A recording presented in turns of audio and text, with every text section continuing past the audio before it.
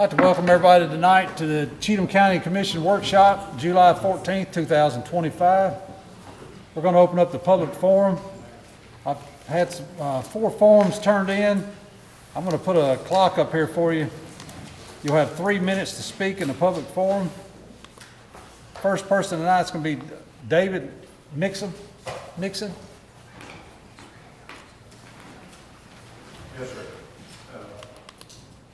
My name is David Nixon. I live at 1714 Sycamore Beach Court in Cheatham.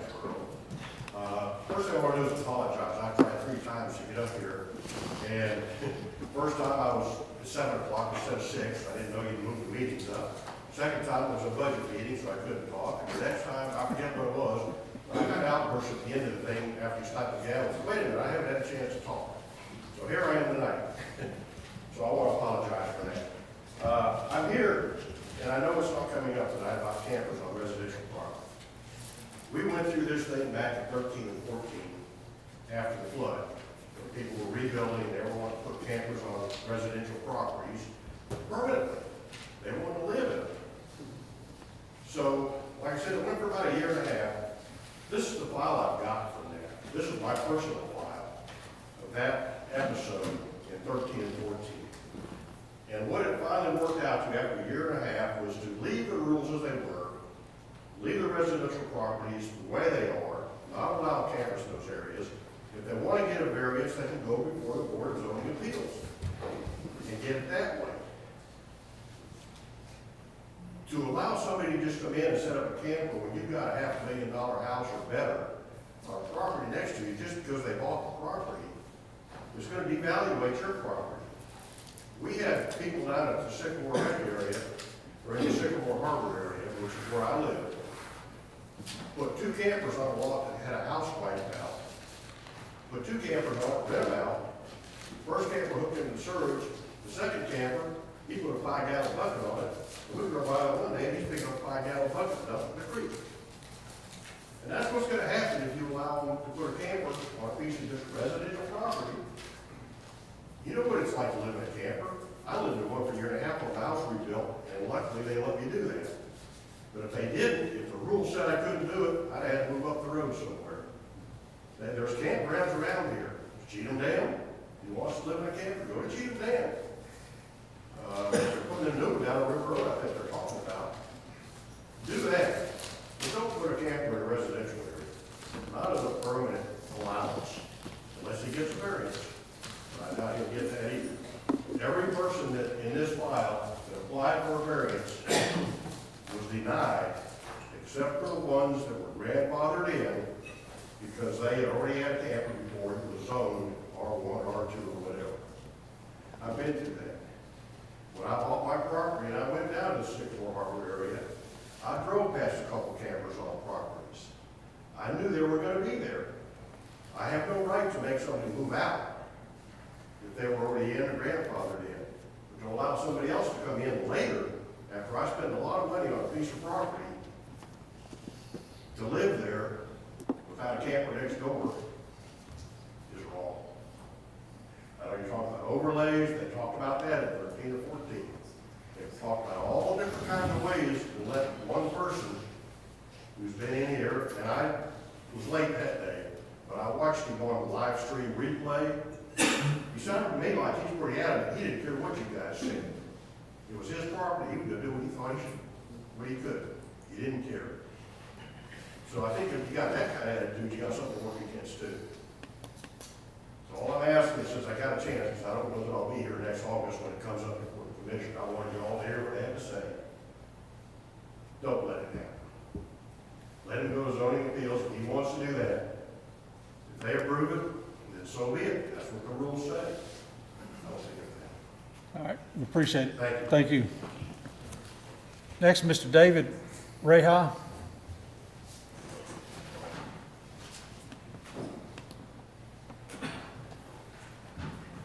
Well, you know, I've been here many times, and it's usually for one person, my neighbor, Dylan and Crystal James.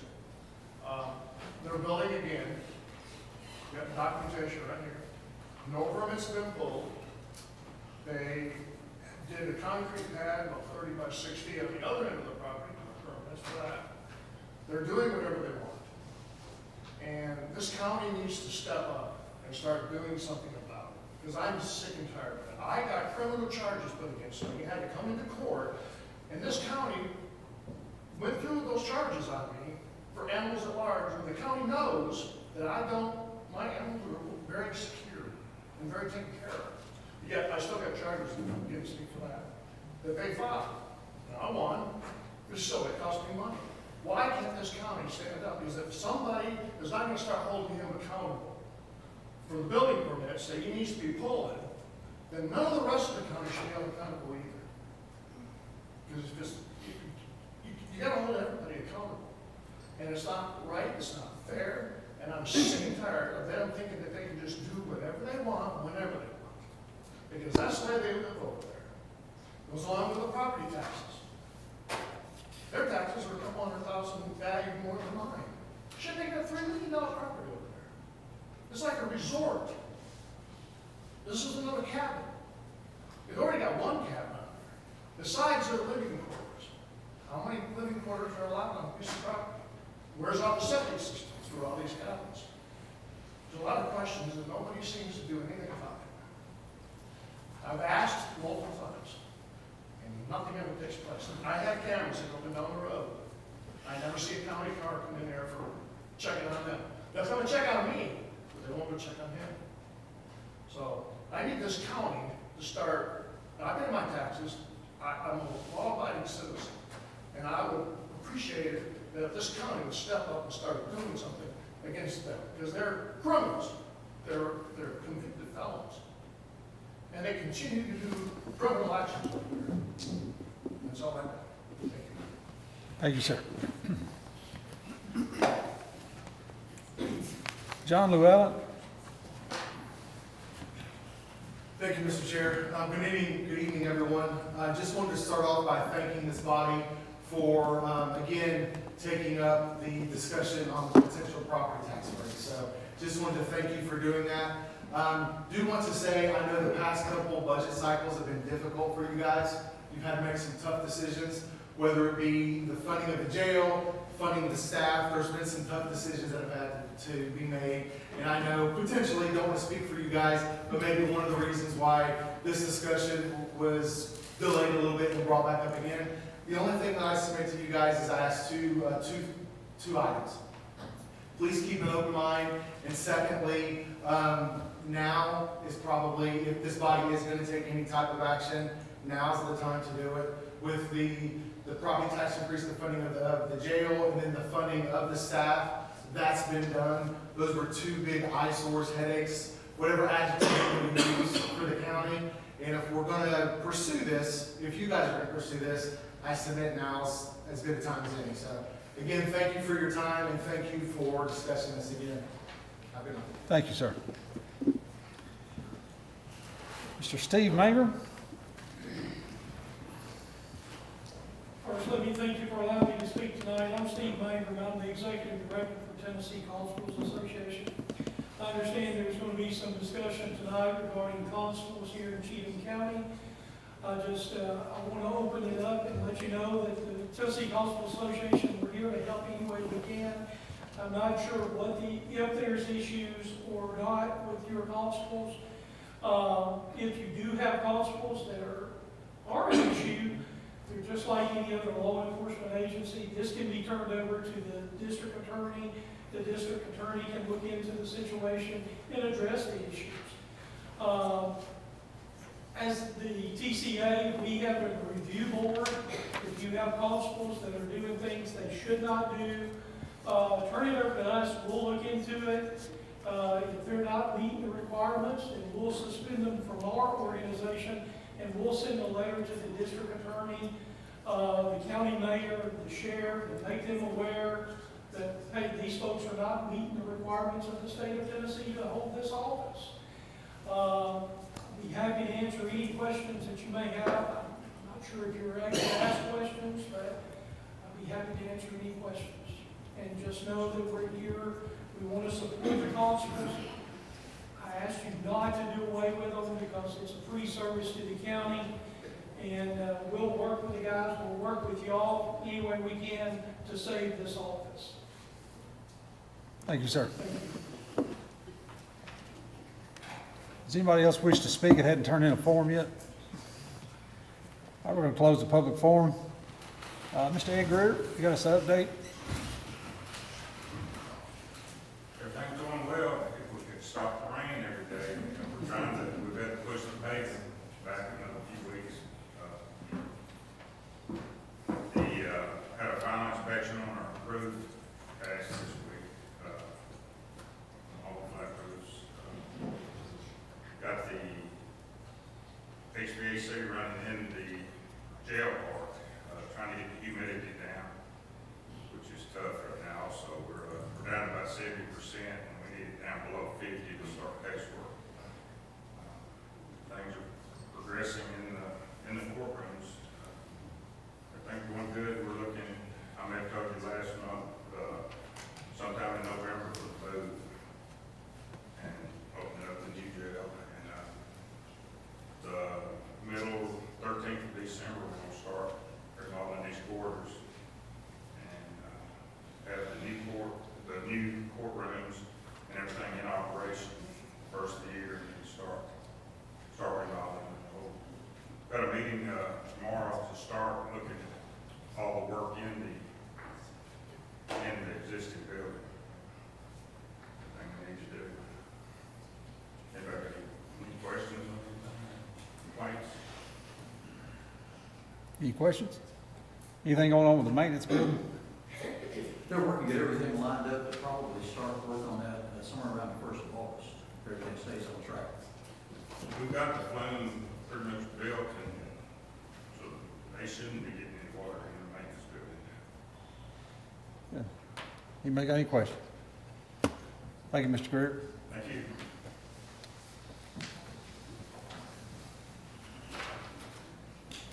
Mr. Mayor, number 3, do you want to just bring that up in budget? I can't, yeah, we got a lot of other stuff tonight. Okay, under new business, the first thing on the agenda tonight, under the new business is the constable discussion. This was brought up a few years ago on the, but it was so close to an election. I believe that's one of the reasons we pushed it off, because, you know, we didn't feel it was fair to make any kind of move or anything on it as far as the constable. I had some people ask about bringing it back up, so we brought it up for discussion. Mr. Mangrum and Mr. Guzman said that they would answer any questions we have. Oh, man. But I have a few questions for whichever gentleman would like to answer this. What is the role of a constable now? With the sheriff's departments being the size, especially say ours, the size that it is, what benefit is to the county to have a constable position now? Well, I can't speak for your county, but from where I'm from, I work very closely with the sheriff's department.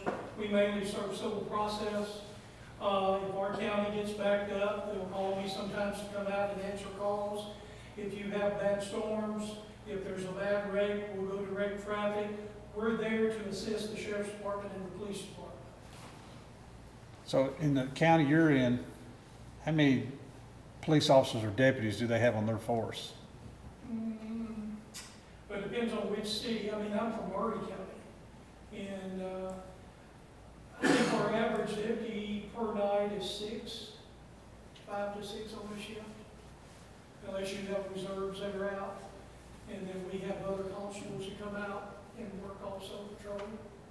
And I encourage all the constables to, I'm not real big on going out and making cases. I feel that constables in today's world should mainly be a backup officer for your sheriff's department and your police department. Now, I understand there may be calls that come out and we're right there and we have to address whatever issue it may be. But I encourage constables to be a backup officer, be there to assist the sheriff's department, police departments. So when someone's elected as a constable, how much training do they have to have? The law just changed, went into effect July the 1st. Under the new law, you're required to do 128 hours of in-service training before you can work as a constable. You have to have psychological tests done just like full-time law enforcement. And that is something that we push for. But after that initial, it's 40 hours just like a full-time police officer. You can get your in-service with the sheriff's department. I spoke with the sheriff. He opens the door to the constables here to do their in-service there. You can get your training through our organization, and you can also get it through Virtual Academy, which is an online training that a lot of departments across the state use to do their in-service training, except for like the firing range and that kind of stuff. So our constables, are they a commissioned officer? Yeah, I mean, if they took the proper oath, they should be considered full-time law enforcement, yes. So is the liability any different for a constable to the county than it is a deputy?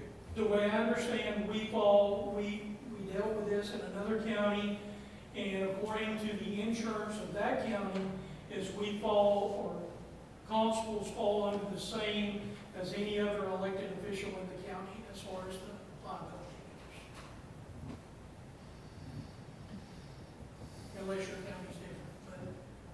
So if you're a constable and you come up on something and you're working it and you need backup, how do you get a hold of the sheriff's department? I have a radio, just like full-time officers.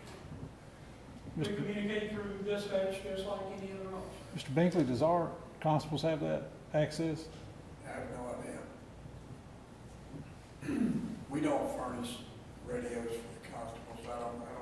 I don't know if they have them. I'm sorry, I didn't mean to No, interrupt. that's okay. Our county doesn't furnish radios. It's our responsibility to get the radio and get it programmed.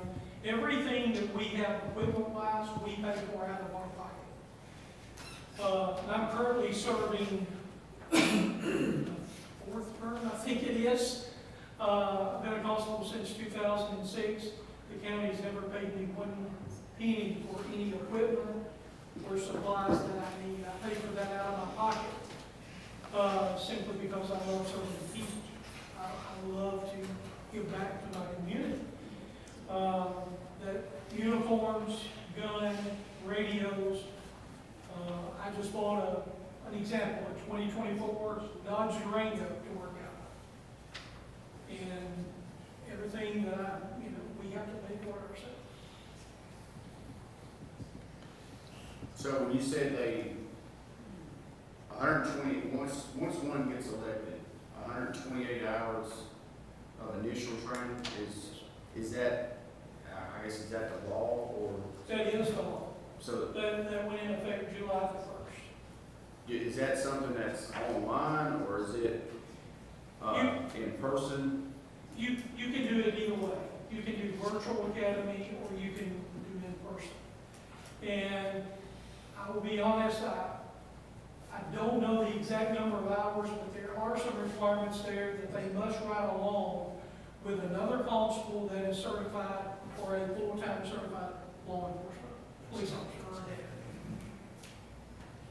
And then after the 128 initial, then every year after, that's just like regular law enforcement, 40 hours. Yes, sir. of in-service. If someone doesn't meet the standards, as far as they don't do the 128 initially, who polices that? They have to report back to the association. If they join our association and say I don't complete my training as I should, we are in the process now, and we've been working on this a few months now. It's fixing to go live to where what we do is the Tennessee Constable Association will send a letter and notify the county mayor, the sheriff, the district attorney, that John Doe has not, or here's the constables that have completed the required training required by Tennessee Code. You hear me say something? No, sir. According to the statute, the Constables Association has to certify the training. This is the basis for the letter. The 40 hours is something that Steve and I worked with the legislature to get passed. We also worked for 128 hours on post-term then, and they made a stipulation that if you are a post-certified officer within the past 5 years, you don't have to go through the 128 hours. So that would be the two folks coming in. But anybody who's applying for the position has to go through a psychologist or psychiatric analysis, and then has to go through the training. And then the 128 hours to ride along with a certified constable or a police officer or deputy is after that, it's additional. So we've been working real hard to get over there and professionalize the office of constable. But I mean, this is an organization that's been around for many, many years, and change comes slowly. We'd like to move a little faster, but you folks know what I mean when I say change comes slowly. Anybody else? Yes, Sheriff. He said that they could serve warrants or citations. Would it help you if our constables served citations? It would not. It wouldn't help you.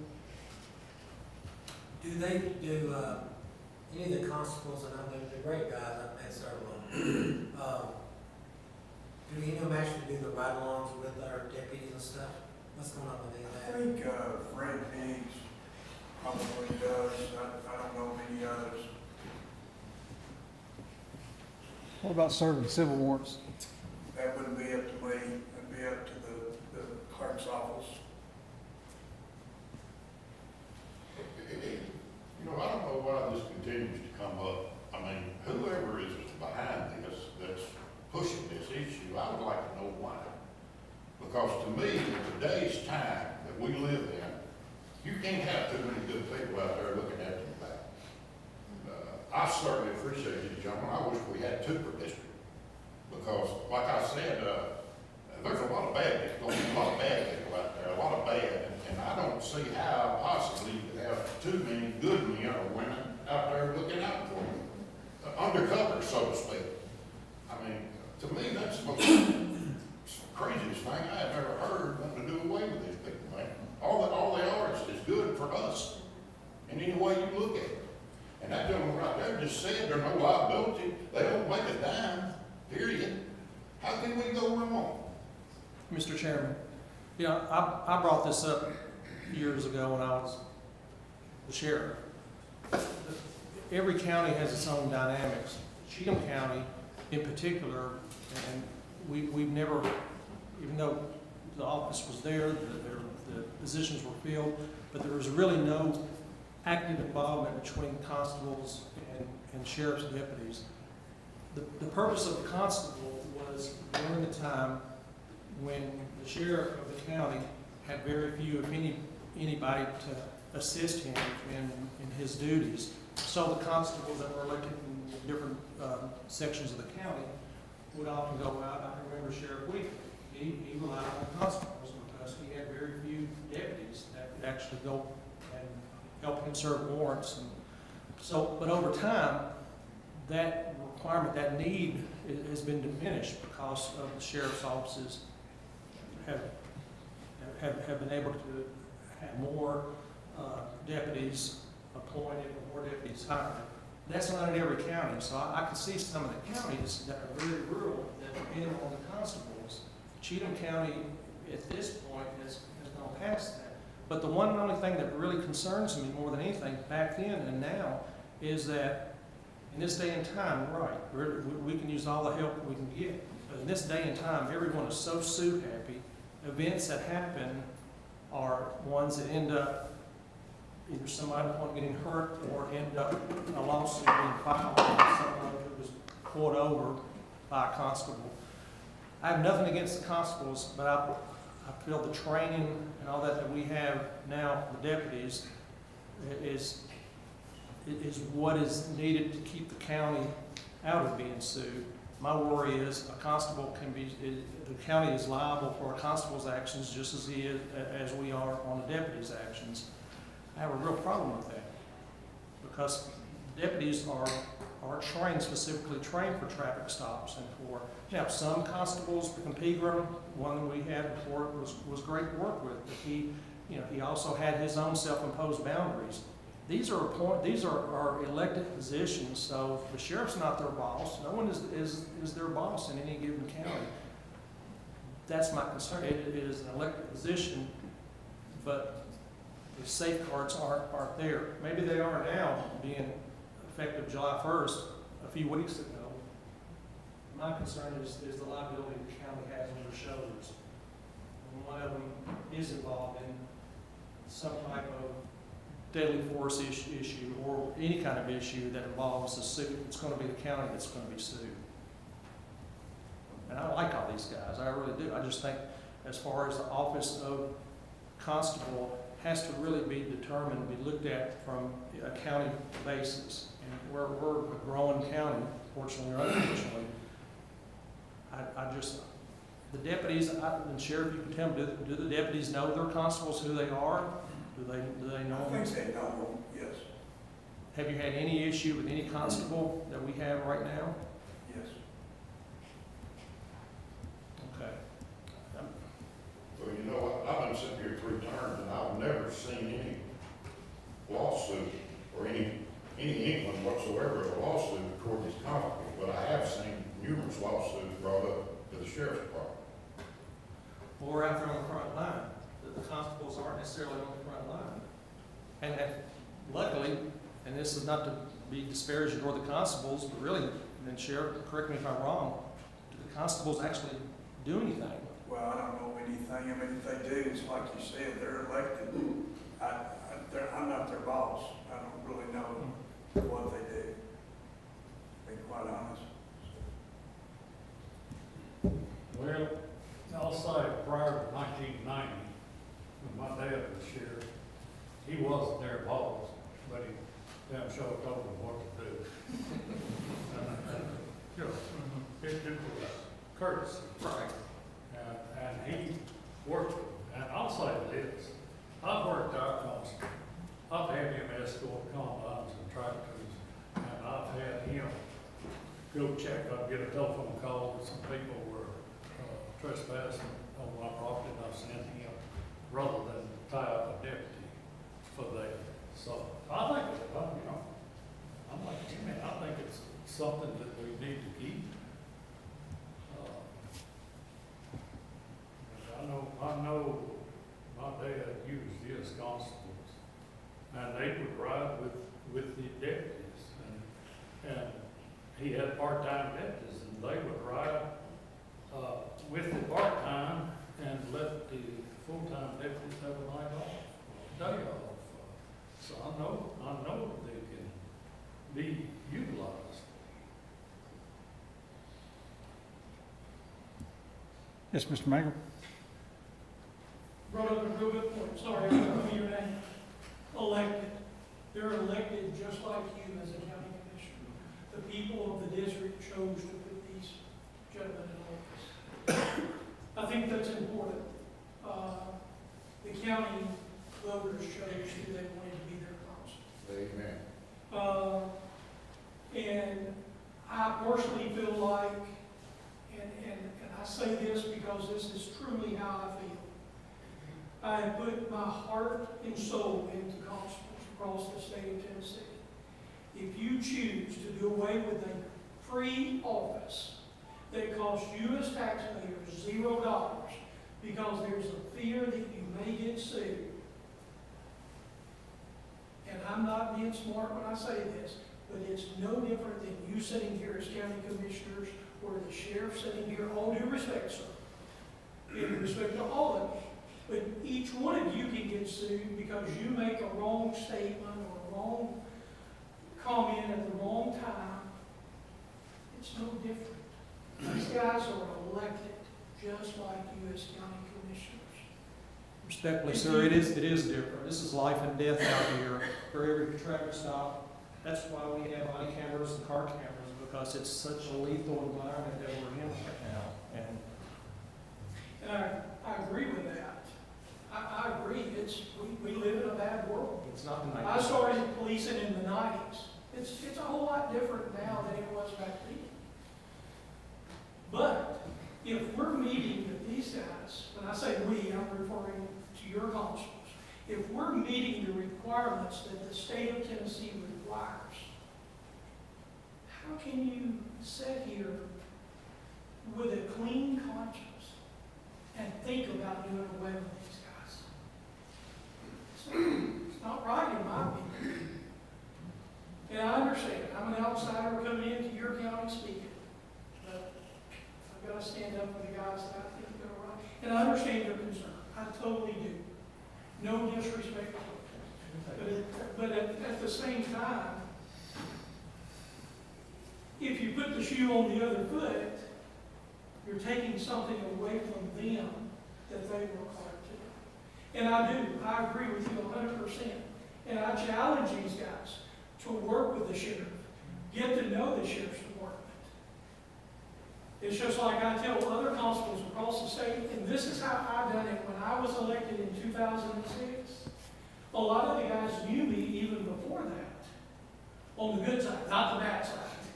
So, but I didn't go out and listen to the radio and run calls or anything like that. I started backing these deputies up. I started backing these officers up, the police officers. It builds a bond. It builds a relationship. And it builds trust. Because number one, I don't want to be on a call with somebody I don't know that's got a gun. Same thing for a deputy sheriff or a police officer. They need to build a bond if the bond's not there. I support that 100%. But I challenge you tonight, please don't do away with your constables. If there's an issue, give us a chance to try to work those issues out. And I understand there is possibility of one constable there is an issue with. So do we do away with the sheriff's department or the police department because there's one bad apple? You don't throw the whole bushel away because you have one rotten apple. You throw that apple away or get rid of that apple and you salvage the bushel. And that's what I challenge you to do here tonight.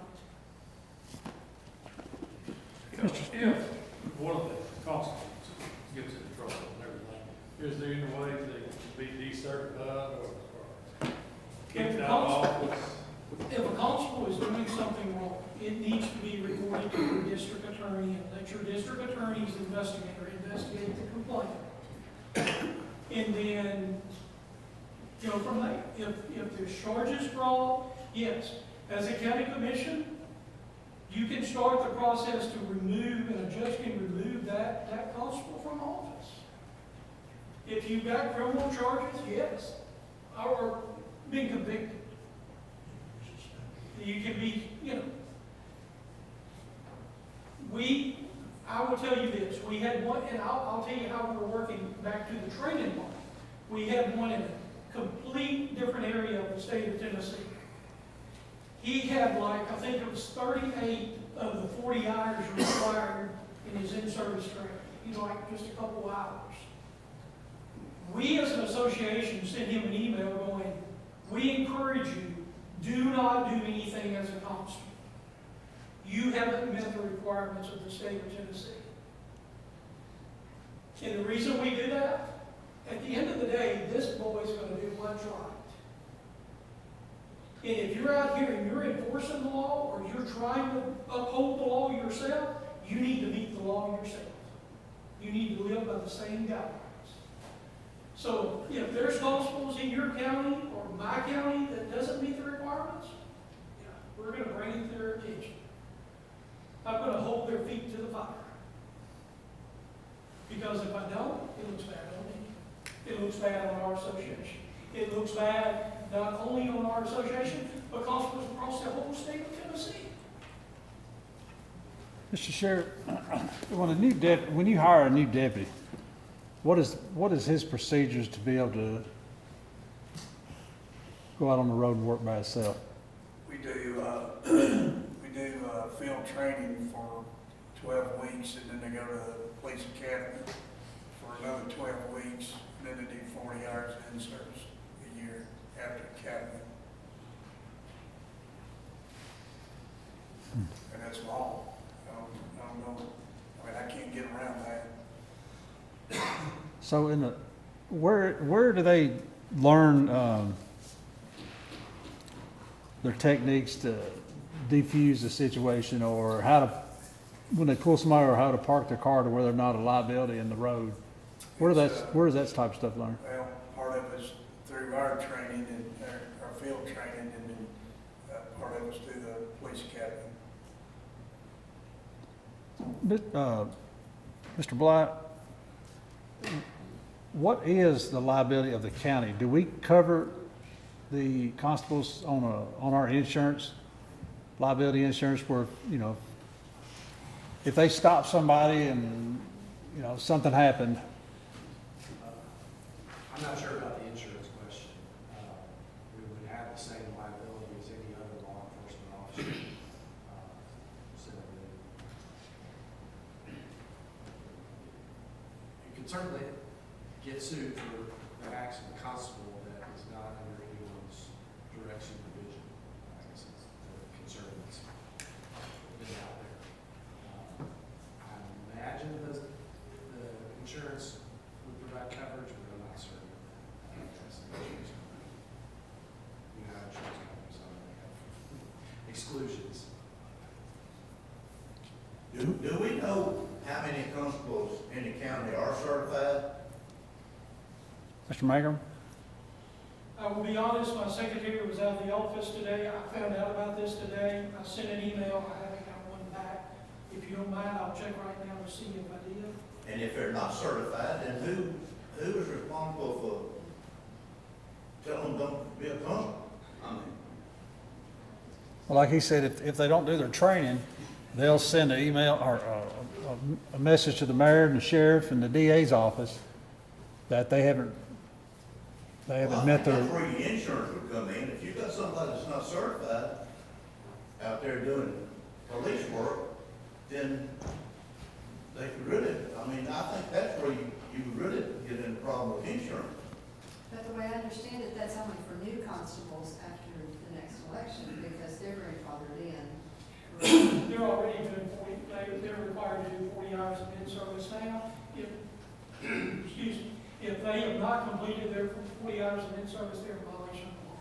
Would they only get that notification from you guys if they were a member? Or they have to be a member of your association before they, so if they're not, then they're just. And I think these guys, I mean, of course, we reach out to all the constables that are elected. Sure. And I'm pretty sure all these guys are members. You know how many counties in the state that don't have constables? It's, Excuse me. don't hold me to this, roughly 48, 49 that still have constables, I think. I'd like to say something about the question. There's 2 active constable organizations that are certified by the state. Actually, there's 3. Tennessee Constables Association owns the other one, and there's one in East Tennessee. And the constable can be certified by either organization. So if the constable here belonged to East Tennessee Association, they would be the ones that would certify. We're working actively with the constables in our area of the members.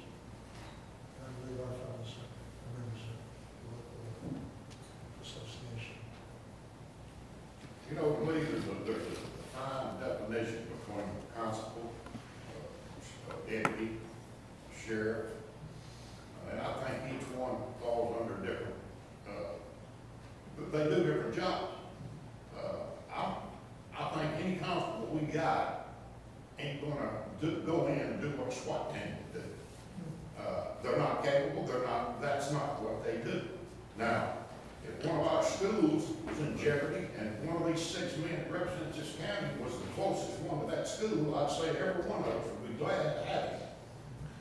Period. So, there again, I don't see how it would go wrong. If they're accredited, and we're cutting, and they're covered. No way, I'm gonna go against it. So a deputy that's in your organization, I mean, a constable, do y'all require them to have a insurance policy to cover them? Or do you know for sure that they're covered under the county policy? I can't say 100% they're covered under your policy now because I specialize in insurance. That would be something you would need to check with your insurance company with. They're not required to do, we don't cover them under us as far as insurance, but they are required to have a bond. And I'm not sure what your county's. It should be, each constable should have a bond that they took out when they were elected, that's filed with the county clerk's office. Chairman, according to Shelley, who does all our insurance, to her knowledge, constables are not covered under county insurance. Mr. Mack, would you know what that amount of that bond is? Sir, I'm sorry. The amount of that bond? I'm not sure for your county, but mine is $4,500. But me personally, I always do 10,000. But I also carry a general liability insurance policy that covers me also. Because I'm active. I mean, I get out and I work. Well, would it be safe to say, Mr. Mayor, that maybe why they're not covered under our insurance is due to, and I don't mean this in a bad way, but just negligent? Maybe nobody's ever thought about it. Maybe nobody's given thought, hey, we need to get these guys on our, to be a part of the insurance plan, you know. Well, perhaps, but again, it's taking on a huge liability. Without insurance, I think it would still turn around and sue the county. It's a elected official in the county, that's a lawyer question more so than toward me. They would still have the right to sue the county, whether we had insurance or not, whether they're on their own, should get their own policy or not, or whatever they're not. Yes, but it makes a big difference when you get injured. Well, yeah. And that's what I'm saying, why don't we have insurance? Well, I think we'd have to ask the insurance company specifically that question. It's possible that you're not providing coverage and that would, coverage may or may not cost them. We just found that, and BJ found it one place, I found it in TCA, that minimum bond by the state is $4,000 unless something greater is set forth by the county legislative body. We set a resolution in turn. So that's for the bond amount. And the same thing about insurance in TCA, if you're talking about the bond. So you could set a greater bond amount than the 4,000 minimum, but the bond usually is not covering liability for negligent or intentional acts. What does that bond cover? That bond typically covers basically stealing, taking money. So they were garnishing, if they were executing on a judgment or something, collecting money and absconding with the money. That's the kind of thing a bond would cover.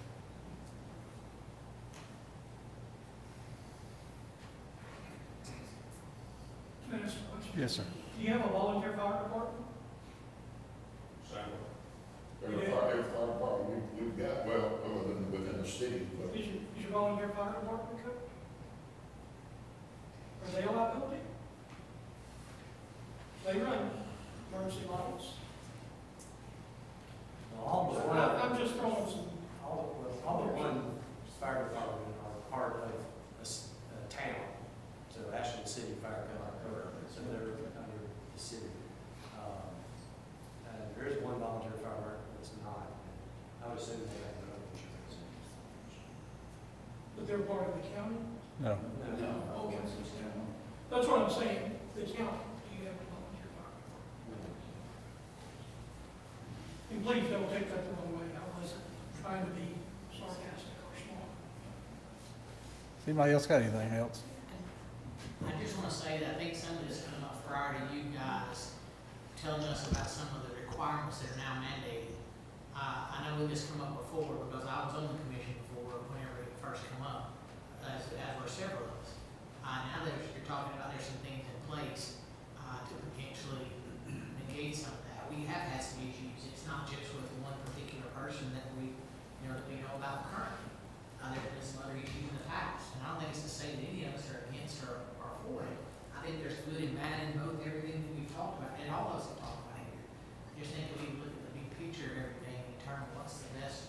course of action to cover everybody, you know, from a legal side and what they can and can't do, just like the sheriff said, they don't really report to the sheriff. So who is responsible and who's the guiding factor for what they do day in and day out? We've had some cases where they help us out tremendously, come unlock doors and do things. We've had a few other cases where we've had some of them that are no longer constables that traipse to the middle of a crime scene and turn around and leave, and then you don't have anything. You got stuff just scattered everywhere, and you know, or they get involved in domestic disturbance, and then when the deputies show up, they say, "Oh, y'all are here, bye." And that we just got to be careful. I think it all is going to boil down to some training and what we can do. I'm not going to have the right answers. I think the big thing is communication in working through any issues that you may have.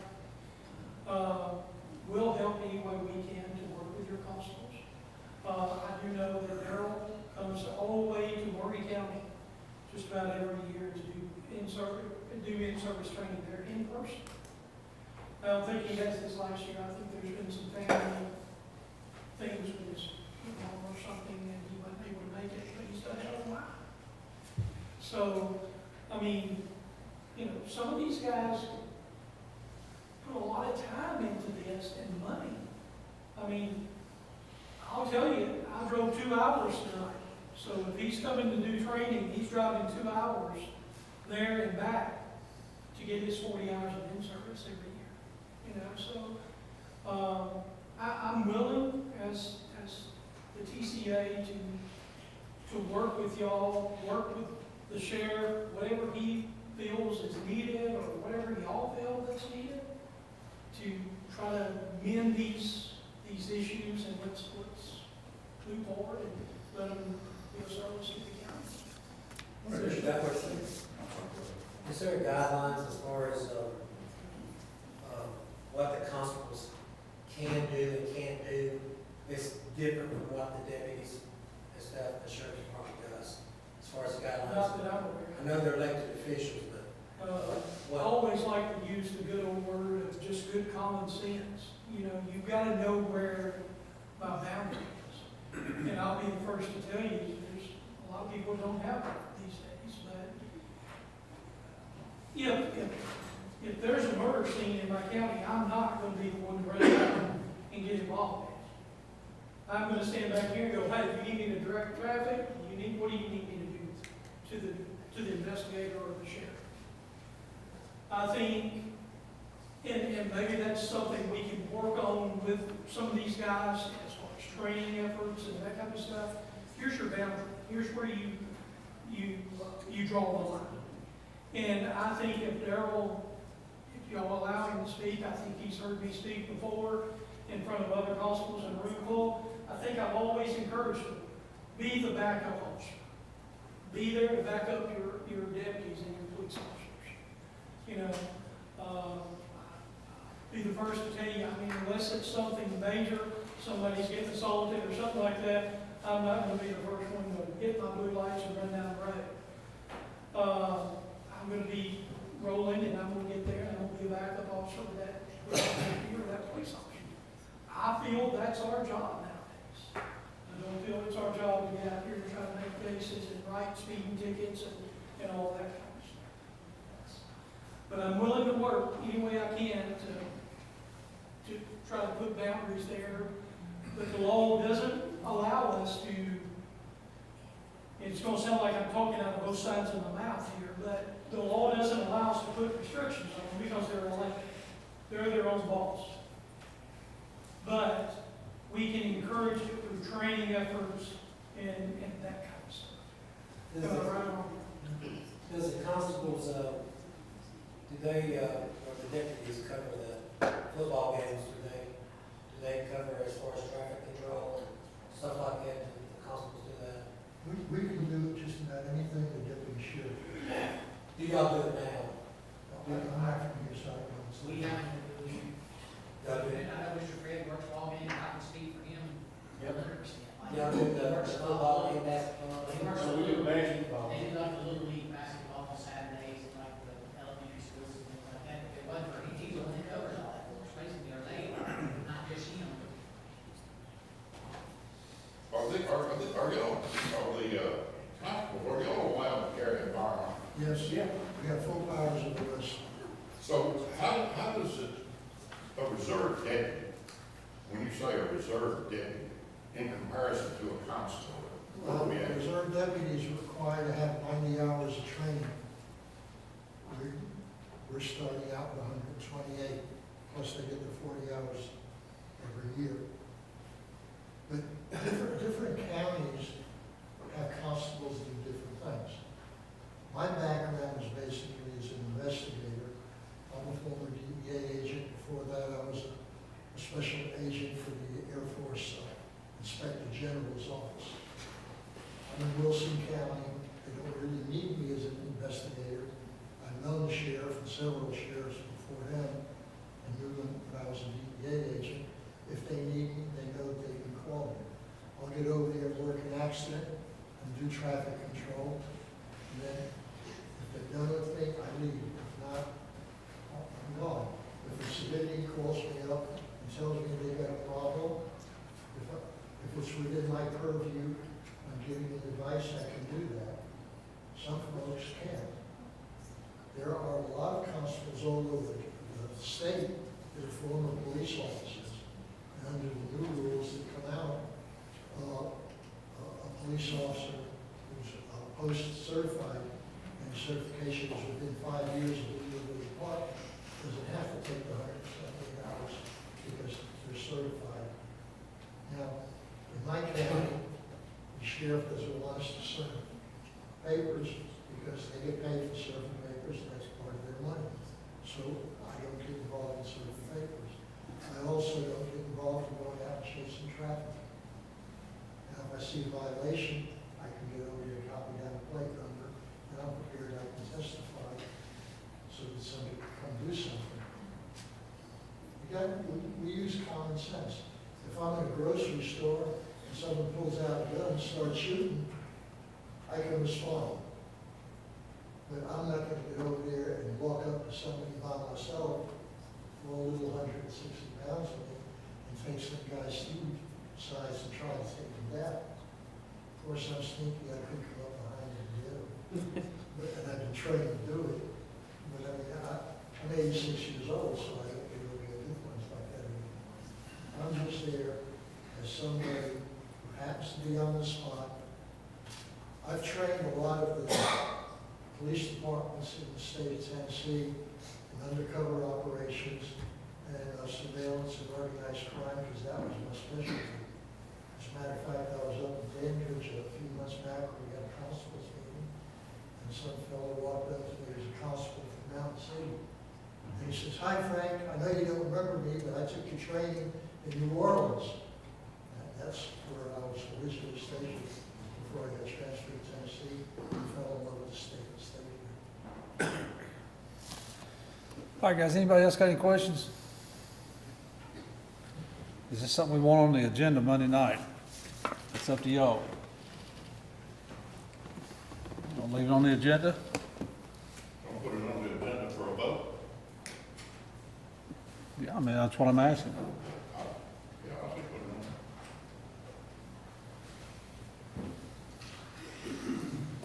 Or else we resolve it right now. So is enough of us want to vote on it Monday night? I don't particularly want to vote on it, I'll leave it alone.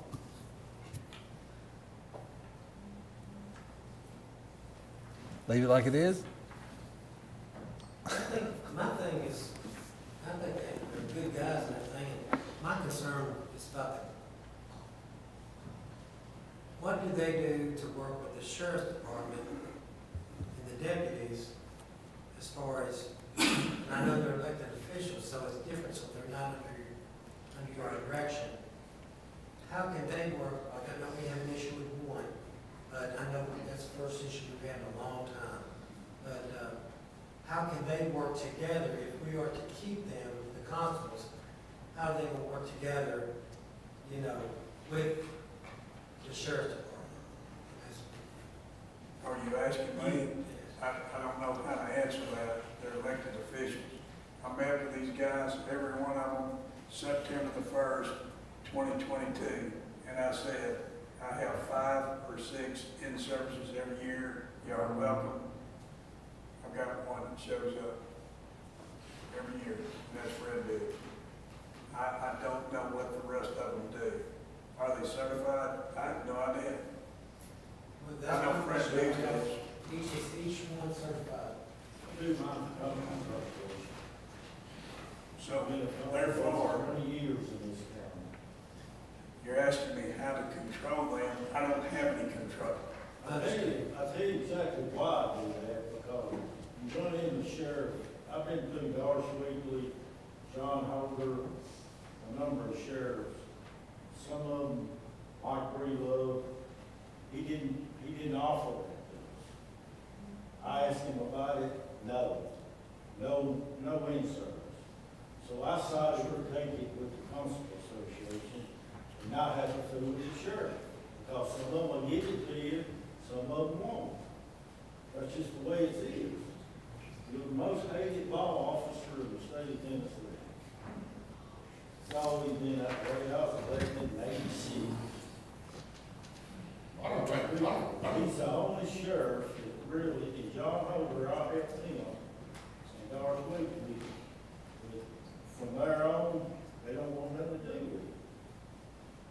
I don't think we need to be talking about dissolving. You know, I've lived in this county for 65 years almost.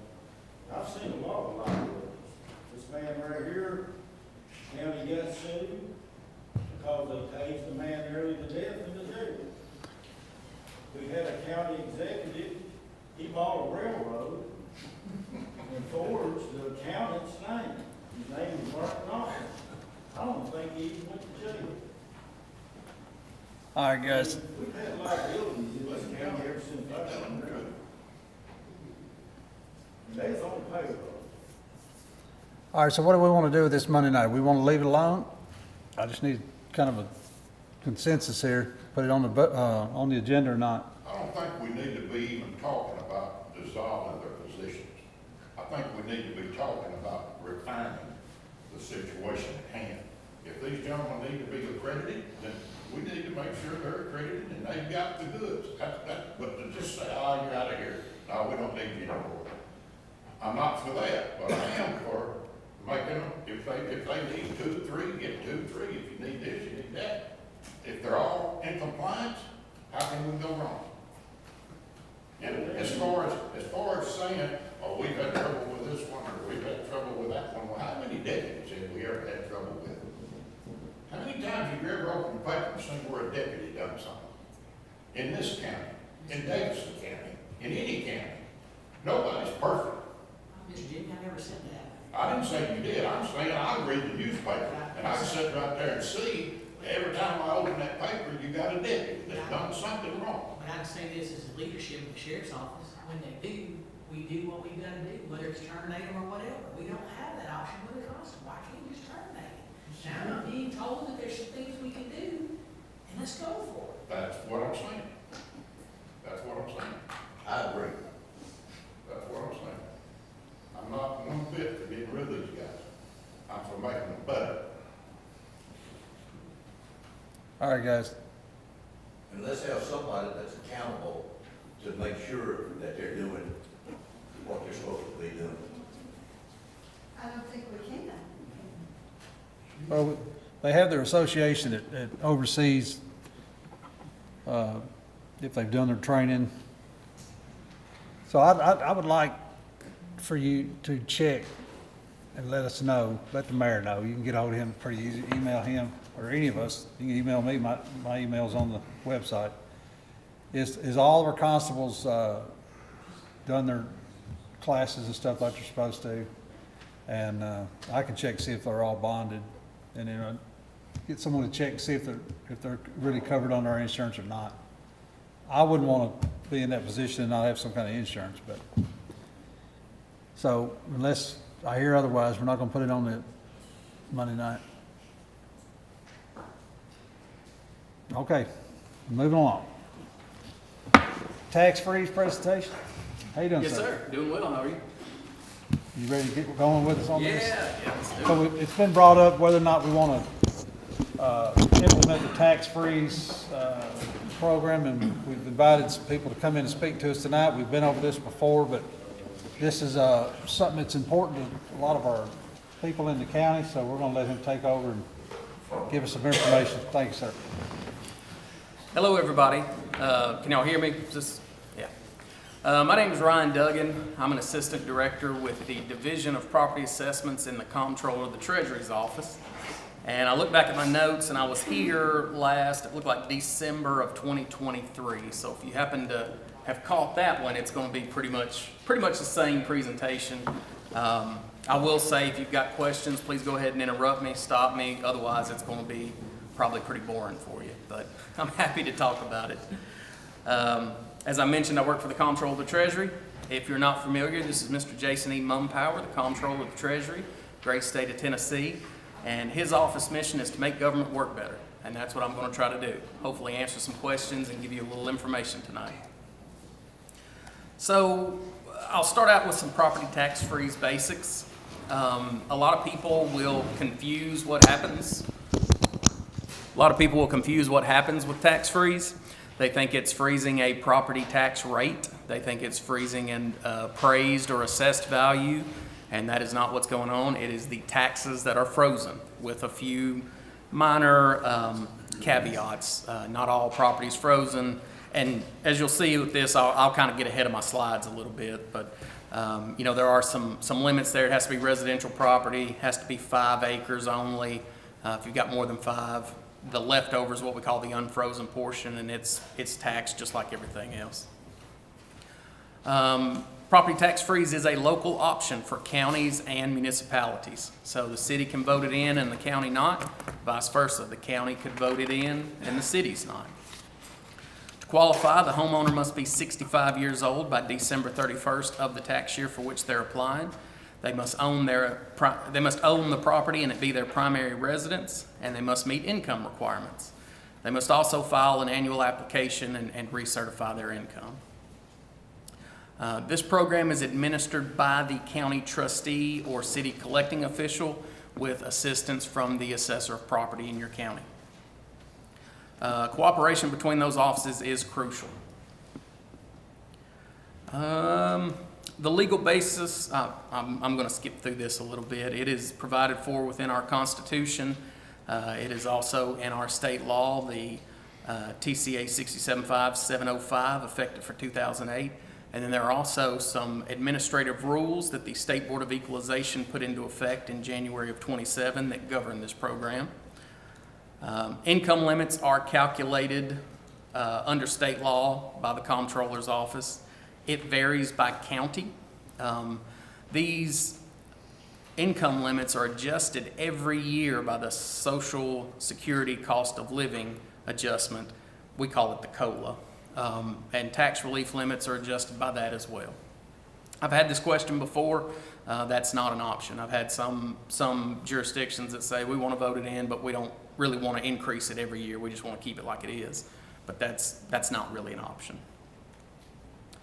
The minimum income limit equals the tax relief income limit for low-income elderly. So the very bottom, the lowermost income limit for the tax freeze program is what it is for the state administered tax relief program. And we'll talk a little bit in a minute about those two programs. Sometimes they get confused. Some people think it's an either or. Some people think they're the same exact program.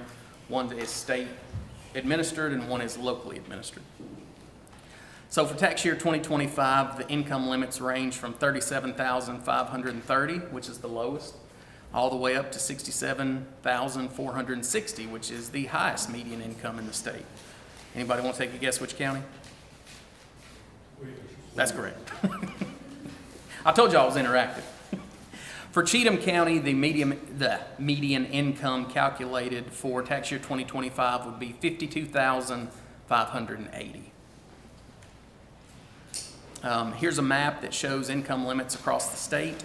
The very light blue counties are the ones where their tax freeze income limit is the same as the tax relief income limit. The ones that are blue go over quite a bit. You'll see that's kind of centered around Davidson. Your major metropolitan areas is typically where those median incomes are going to exceed. New as of 2023, there is now a local option income limit.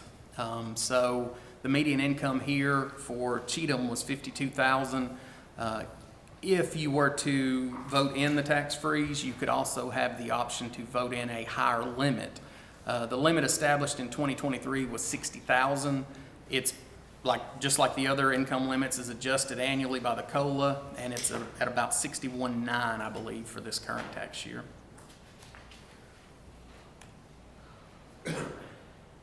Yeah, and for 2026, it's going to be $63,470 with the adjustment.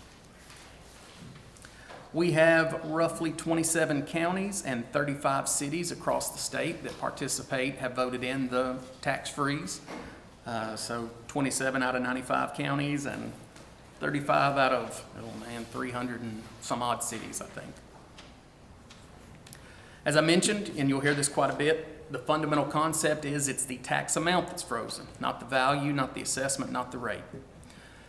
So, how do property tax freeze and tax relief compare? Tax relief is an older program. It was established in 1973. Tax freeze is 2007. As I mentioned, the tax freeze does not replace tax relief. If you were to vote in the tax freeze, applicants, if they meet that minimum tax relief qualification as well, they could qualify for both programs. It's not an either-or situation. Some jurisdictions have adopted an optional tax relief local supplemental program instead of or in addition to tax freeze. I live in Rutherford County, and I believe there they do, I think it's double whatever the tax relief amount is they pay to their tax relief recipients. So if the state were to pay $100, they would kick in an extra $200 and pay the applicant $300. I think y'all do one here. We do a match. Y'all do have the local match option. Okay. It's based on fire tax. There's different amounts. They're not all the same equal because we have fire tax in our county. Oh, yeah. Question over here. Yes. Had a lady call me this afternoon prior to the council meeting. She was discussing a tax freeze where basically a person that met the criteria paid nothing toward their taxes. Do you know of any programs that do that? In tax relief, especially with disabled veterans, their income limit, or excuse me, not income limit, the value limit for their property is set at $175,000. So if I were a veteran and I were to qualify for tax relief and my property value was $150,000, the state would pay my entire tax bill. That's the only one I'm aware of. The local tax freeze option wouldn't have anything like that because it'll be frozen at whatever the tax amount is when you make application and are approved. So there would. That would just be for disabled vets. Is that funded through some government agency? It is. It's tax relief. So every year the General Assembly of Tennessee sets aside, currently they allocate about $41.2 million annually for the tax relief program. I think these are in the slides. I'll just answer your question instead of worrying about the slides. But tax relief is a program where the state is going to, like I said, throw in a pool of $41.2 million, and then that goes to low-income elderly, low-income disabled veterans, and surviving spouses of veterans. So the low-income elderly, low-income disabled, their income limit is about $37,530 that we saw earlier. Their value limit is only roughly about $33,000. So your low-income elderly, low-income disabled are going to receive a smaller payment than your disabled veteran or your surviving spouse. Their value limit is $175,000. Similarities between these two programs, and the thing to keep in mind, tax relief, state administered, state dollars. Tax relief is a reimbursement. So the local government is not actually losing out on that tax revenue. So if my tax bill was $500 and the state was going to pay $100, either I would pay it and the state would reimburse me $100, or the local government would give a credit up front of $100 and I would pay $400 and the state would cut the collector a check, or a big check for a lot of people. Similarities between the two, they're all in Constitution. They all have rules at the state board. Their annual reapplications, requalifications, have to have documentation of age, income, and ownership. It's for the principal residents. Neither one of these programs affects the assessed value of the property, which is important to note. And income limits on both programs are adjusted annually by Social Security. So now we'll talk about differences. Like I said, I'm going to speak ahead a little bit. Tax relief, state program. Tax freeze, local program. Tax relief is available in all counties and cities. Tax freeze, 27 counties and 35 cities. Tax relief is funded by state dollars unless you have a local supplemental program in place. Tax freeze is funded by local dollars. Tax relief is administered by the state with assistance from the collecting officials. Tax freeze is administered locally by your collecting official with the assistance of the assessor of property. Tax relief, the applications are approved by state. Tax freeze applications are approved by your local collecting official. Tax relief, as I mentioned, is a rebate or a credit, so the money is still coming back to your jurisdiction. In tax freeze, it's the tax amount that is frozen, so there's going to be a foregone revenue. Tax relief is available to low-income elderly, low-income disabled, disabled veterans, and surviving spouses. Tax freeze is only available to the low-income elderly. Tax relief is what we call revenue neutral at the local level. As I mentioned, those dollars that pay tax relief are coming from the state of Tennessee. Tax freeze is a foregone local revenue. So if you freeze my taxes at whatever amount it is that I would qualify for, in years that come down the line, if you froze it at 500 and I don't know how many years down the road you should be collecting $1,000 on me, that's money that is shifted to the other folks in the county. It's foregone revenue. I got a question. Yes, sir. So if we do the tax freeze, and just for a number, there's $100,000 worth of tax freeze, if we raise taxes, say, the next year, who pays what we're freezing from the folks? So if you were to take all the applicants that would qualify for that freeze, their frozen tax amounts would not change as long as they keep requalifying. So if in the budgetary cycle you're going to get probably some total assessed values from the assessor, it's going to include those tax freeze properties in there, because the assessment is still, it goes like normal. It's not the assessment that's frozen, it's not the rate, it's not the appraisal. So your budgetary, you have to take that into consideration when you budget, that I've got this pool of individuals that's included in this assessment summary, but I'm not going to collect the amount. If I set the tax rate at $1, I'm not going to collect $1 off them. I'm going to collect 75 cents or whatever their frozen amount of taxes are. So you got to take that difference and then just shift to everybody else. So everyone that's not on the tax freeze picks up what we wouldn't, the revenue we would lose on the tax freeze when you have a tax increase. Yeah, it would be, it could be shifted, and I think that is,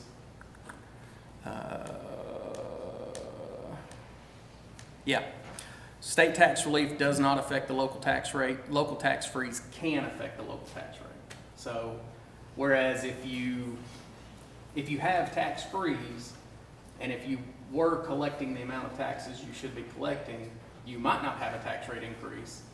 Because you've frozen this and you've foregone that revenue, you might have to raise your tax rate to make up for it. When is the deadline to apply? So the deadline is, there's kind of an overlap. So they put this in the statute, your taxes are due and payable typically the first Monday in October, and they're late March 1st. And the application deadline gives them 35 days after that, which makes April the 5th. So applications can be taken starting January 1 of any tax year. And then carries over into the next tax year between January and April. Most offices that administer this locally say, I'm gonna cut off April 5th or 15th. I think it's 5th, April 5th. I'm gonna cut off April 5th, and that is my end of when I take applications. And then it's left up to the, Ms. Perry to process the, applications and everything. So what I have heard is that come June 30th, there may be unknown of how many applicants are going to be approved. So it might be such a tax rate. Well, I mean, yeah, the amount of, projecting out the amount of people that would qualify, there's not really a way to project that. We've got some statistics from tax relief of how many low-income elderly are on the program, or even other categories that might qualify. You might be a veteran, and as long as you were over 65 within the tax year and made under the 52.8, you could qualify for tax freeze too. But the unknown there is the difference between that 37,530, I think it was, and the 52.8. We don't have any knowledge of how many people would fit that. So that's what I'm saying. It would be unknown. Well, I think you could set the tax rate too high, or you could set it too low. And one thing I would, let me go back, I kind of skipped ahead to get down to the question about the tax burden. State tax relief is an annual benefit. People that qualify for that program get that benefit every single year. We are in, July of 25. So if you were to pass the tax freeze tonight, the folks that apply, they would be frozen for whatever the tax would be for 2025. So whatever you've set your tax rate on in July of this year, times their assessed value would become their base tax amount moving forward. So they wouldn't see a benefit until you increase the tax rate again. So if you were to set them for 2025, 2026 cycle rolls around, I'm on the program, I'm frozen at my 25 value, and then if 2026 you don't have a tax rate increase, I haven't seen a benefit from it. I won't see a benefit until you increase the tax rate. How many of the 27 counties that has the tax freeze also has the tax relief? Every one of them.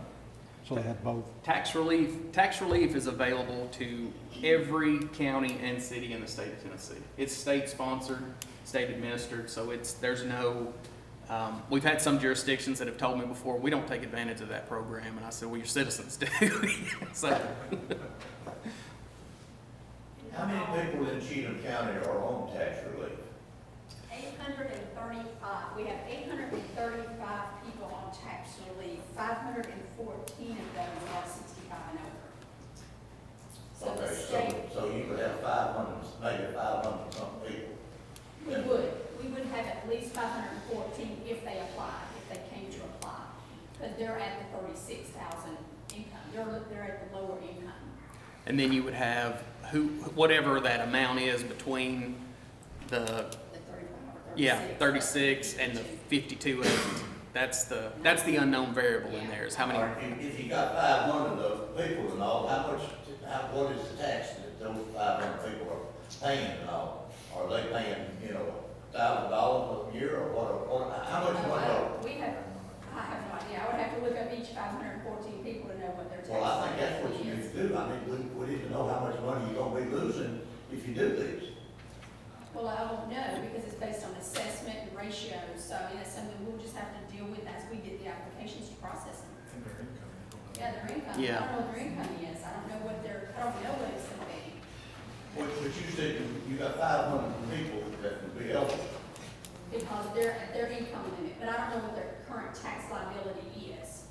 Because the state pays a portion, and then we give a portion, the county's already paying a portion. For instance, out of all of these categories, the state paid $246,781.50 to the county to cover their taxes. The county has paid $96,357. That's our match.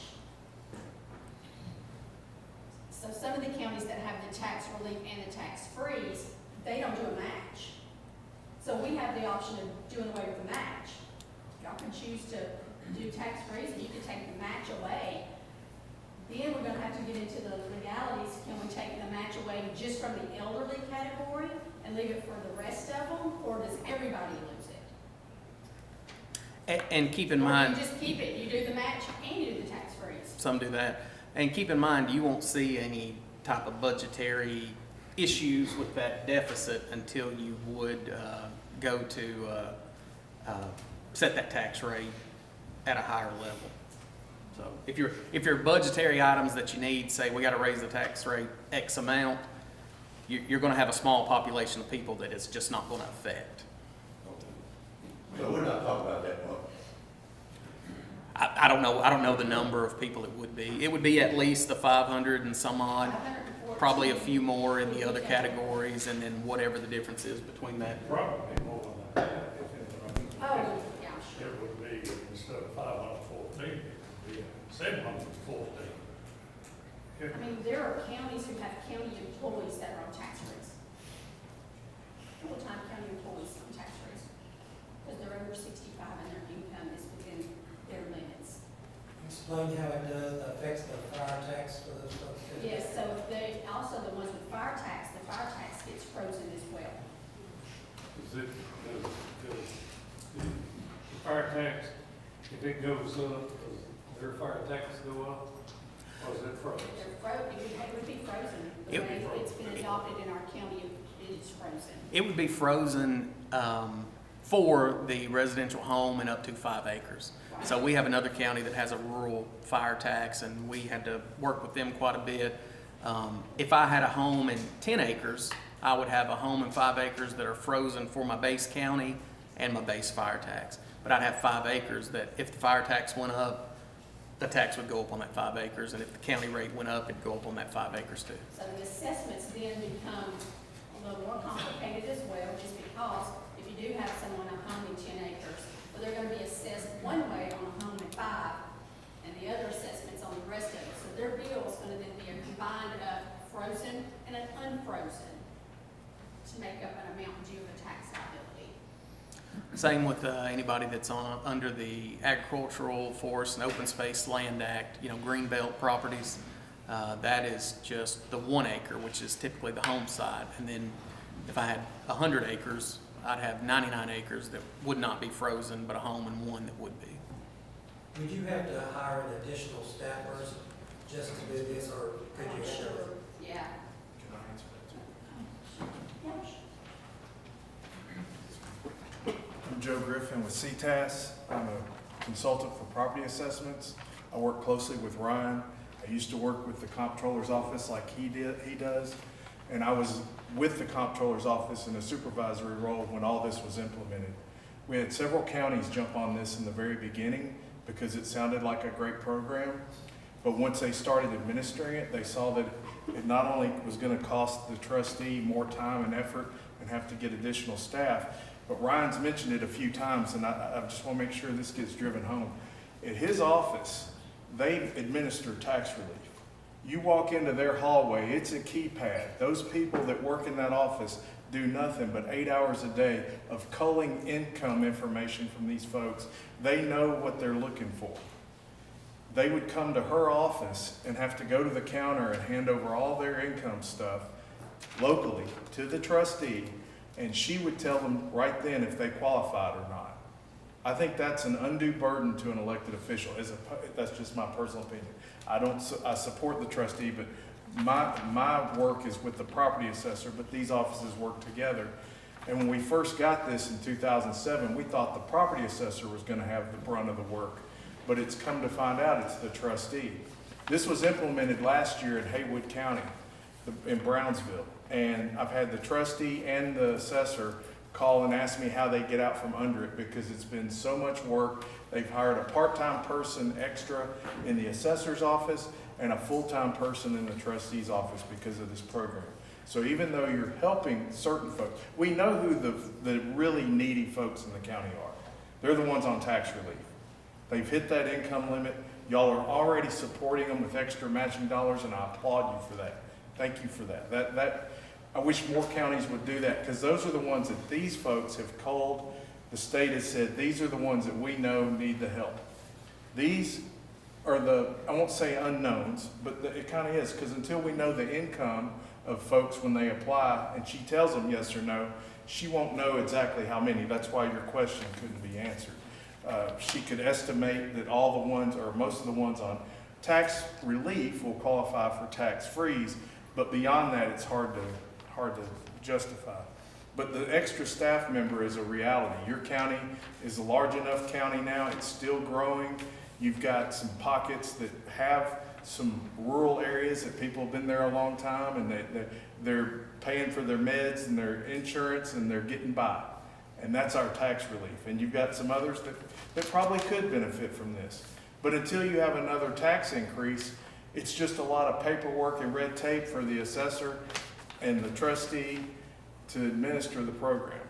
And like I said, if it was a great program, in the 18 years it'd be in place, we'd have more than, 27 counties and 35 cities. And if you don't get all the cities on board with it, well, then you've got a problem with the county taxes are frozen, but the city isn't. So they come in and complain to the trustee about city taxes because they don't know who to talk to, or they complain to the city about county taxes. That's a real problem in Hamilton County, where the city of Chattanooga has tax freeze, but the county doesn't. It gets real complicated. And the application process for 1 year can go on for 18 months, and it overlaps. So she is constantly going to be working with applications as well as her normal duties. She'll almost need an extra office or a space where she can go sit down with someone and go over their W-2s and their income in a private area instead of handling it there at the counter, because this is sensitive information. She's going to need a secure place to keep that, because there's laws about how you have to keep Social Security income, and she has to keep it for so long, so it's going to have to be secure. I don't know what other counties are doing. I haven't looked into that, but they may have a vault or some type of system. But there's a lot of extra costs that go into this. It's unforeseen. If you do want to do a tax increase, you have to figure in what the ones that are on the tax freeze, like Ryan was saying with the assessment, they're going to be frozen. So you may have to increase a couple extra cents for everybody else because of the ones who are frozen.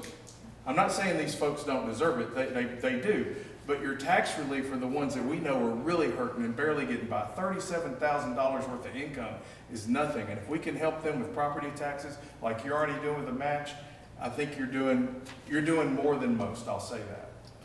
Let me ask you a Fair question. statement should say that the tax relief program better benefits, if I understand this right, it better benefits the citizen over the tax freeze. In my opinion, it does, because those are the ones that not only they're vetted by the state, but they're the lowest of the incomes in the county. And then you're splitting hairs once you get a little bit higher. Right now, if you adopted the maximum level, was it 60,190 or 61.2? Anybody that makes $100 over that, she's gonna have to tell them no. You draw a line in the sand and you create an inequity. I know we have that with the tax relief, but at least it's a median income they're using it from. This 60,000 was a number that was just run through the legislature and said, well, if y'all want to go up to that number, just adopt it. But you'll adopt it on a cost of living whenever we say you need a cost of living. And it was put in at 60,000 in 23. It went up last year, or for this year. It went up last year for this year, and it'll probably go up again soon. 63.4, I think, is what it's 63. gonna be for So 26. what would it, if we didn't do the tax freeze, because if we do tax relief, Which you say, do. say, We do tax relief. I mean, say if we do the tax freeze, you're probably gonna end up having to hire somebody. Yes. And then, like you're talking about securing this stuff, what if we kept the tax relief and just upped our portion that we're Of the match. paying? Yeah. Well, I guess that would be y'all to do that. We can look at the matches if y'all want to look at it. Its ratios, its portions of, and like Ryan mentioned earlier about the veterans, say if the state, say their tax liability is 600, and the state pays that 600, we don't then give them anything on top of that because their taxes are paid in full. We're not gonna give someone the money Oh. when it's not due. It comes from their taxes, so we can look at, I mean, if the county's paying, what do you say now, 93,000? yes, but it's different amounts. So some people get 117, some people get 130, some people get, 115, because we're matching what the state's doing on some of these. So if the state pays 115, we're gonna pay the 115 if the 115 is still due. And last year, this past legislative session, it was brought up as a proposed bill to increase the pool of money for tax relief, and it was turned down. They're running, I won't say they're running out of money, they're getting more applicants than ever before, because more people are hitting 65, so the benefit is reducing. So with y'all matching, that really helps these folks who are seeing a reduction. And in my opinion, that's more important than doing the tax relief and adding another burden without really solving the base problem of the ones who are getting run out of their home because of these value increases. Well, And I don't know if the county wants to pay more than what the state pays. If the state pays 117 and we pay 117, I don't know if you want to consider the county paying more money than what the state's paying. I mean, if you're talking about though, if we do the tax freeze, having to hire a person, instead of paying that salary and having another person and benefits, we use that money to help people on their taxes, more money on their taxes. Can the county choose to pay more than the state? Mhm. There are jurisdictions that do that currently. Yeah, Davidson. I mean, up to. Rutherford. And remember, that's a local That's a option. local thing. How many counties decides that Cheatham is on tax freeze? You gotta think about your income, so like Robertson County's on tax No, freeze. Robertson But their is- median is way lower than our median salary, so their limits are lower than ours, required limits Let's are lower see than ours. here. When you look I at should've brought my glasses. 68 counties that are not on. Right. How many counties have ever got on it that wanted off of it? Zero. None of them got Zero. off, but I've had some one off it. But the same thing it takes to vote it in, it takes to vote it out, which is 2/3. And you're gonna be going, if, real county commissioners are elected in their district, you're going against the elderly in your district if you vote it out after you voted it in. So that's why they don't get rid of it. But it's been a real burden for some of these counties, especially the real small ones that did it. And, y'all aren't a small county, but you have so many large counties you touch. And y'all operate like a large county in a lot of aspects. You got a lot of bedroom community people. I can't figure Hamilton County, as large as they are, not have. They saw the writing on the wall with it, in my opinion. What you said earlier, you said that Cheatham County median income is 52,580. Yeah. What if we raise that median income up, or can we do that? The only other option, you have two options. You have that median income limit of 52.8, or you have the local option limit of 61, I think it was 3 now. That's the only two options you have. You can't pick anything in between, and you can't, as I mentioned earlier, I had a jurisdiction say, well, I want to vote that 60,000 in, but I just want to hold it at 60 forever. I don't want that COLA adjustment. That's not the way the law is written. You get to pick one of those two numbers, and either one's going to change every year. It's going to go up by that COLA. And I guess something else that wasn't mentioned, if somebody fails to re-up in a year, their taxes become unfrozen at whatever it would have been, and when they refreeze, it'll be at that amount going forward. So it's up to the people to make sure that they get signed up, which is going to be mailing, supplies, phone calls, emails, whatever it takes for her to make sure that these folks stay on the program. Whereas with tax relief, it's on the state level. No, it seems like I remember something on the last time y'all were here. Say if I'm on the tax freeze and I remodel my home, does that reset it? Have I missed that? I didn't realize that y'all aren't seeing what I'm seeing up here. I apologize, because I went to that slide. and what we're talking about is the role of the assessor's office in this. We've talked about the role of the collector's office. But the role of the assessor is going to be to determine the portion of the property that's subject to the freeze. So that's total freeze versus partial. It's only for residential, so you get into a situation where you've got a house and 12 acres, and on the back of the property I've got a very, very large horse barn.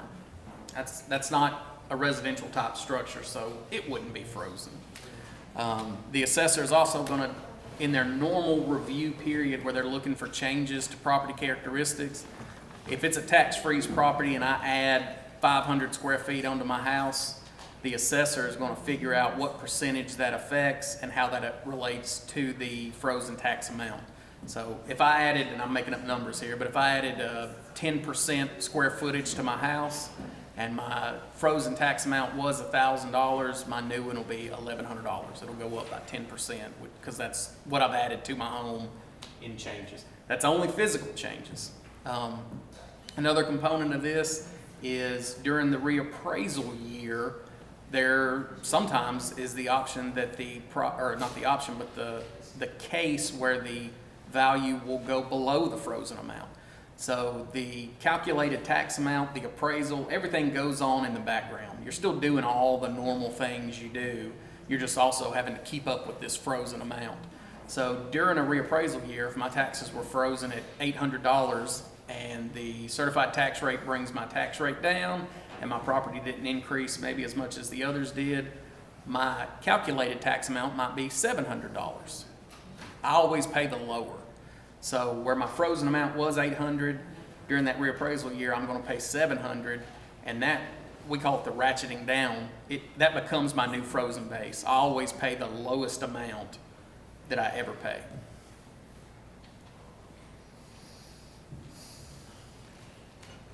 So how many counties do you know pay more than the max, say?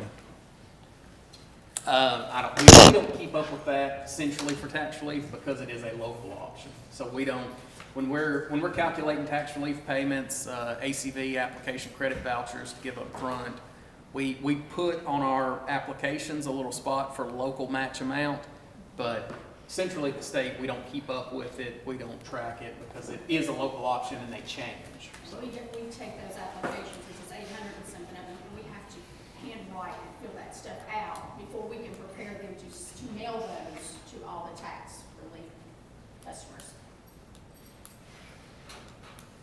Well, you know, we've done went down this road, once, I've been down twice, and this horse has carried us back to the same place every time. These gentlemen out here, I appreciate y'all coming, but you've told us the same thing that the last vote told us when they came. So I don't know how many times we've talked about this. The outcome is the same every time. The only thing I think, if we didn't do the tax freeze, is look at putting more money in what the county pays. How about a max of 1.5 still? I mean, because like I say, if we go with tax freeze, we're going to spend some money on an employee or two. That's in her office, I mean, it's in the tax assessor's office. Well, at the end of the day, somebody won't make that difference up. And we all know who that is. It's the 64 and younger people that will have to pick up the tax burden. There's no ifs, ands, or buts. The budget goes up, somebody's got to pay for it. The taxes don't go away, somebody else has to cover it. I mean, that's just bluntly it. So, Cindy, what would it, I don't know what your pay scale is for your starting employees, if you have an employee for this position, and by the time you sit there and pay them salary, benefits package, and everything it takes, the money that would be spent on this secure facility to keep all that stuff, you got a ballpark I figure? don't, because I don't know what our burden, I don't know what the payroll burden is, but as far as an employee, if I start with, honestly, I would probably look for someone that has accounting experience on an accountant side, because if they're gonna be going through everybody's 1040s and all the addendums and stuff, I'm gonna want someone on the level of an accountant. So you're probably looking at bringing somebody in somewhere in the ballpark, $65,000, $75,000 a year. Possibly. Plus benefits. Yeah, plus And- benefits.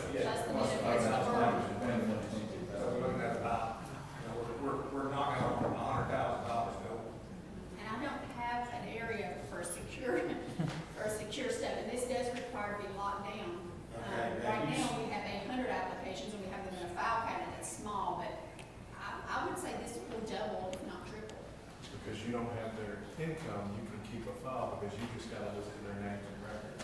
They've got everything locked down in Nashville.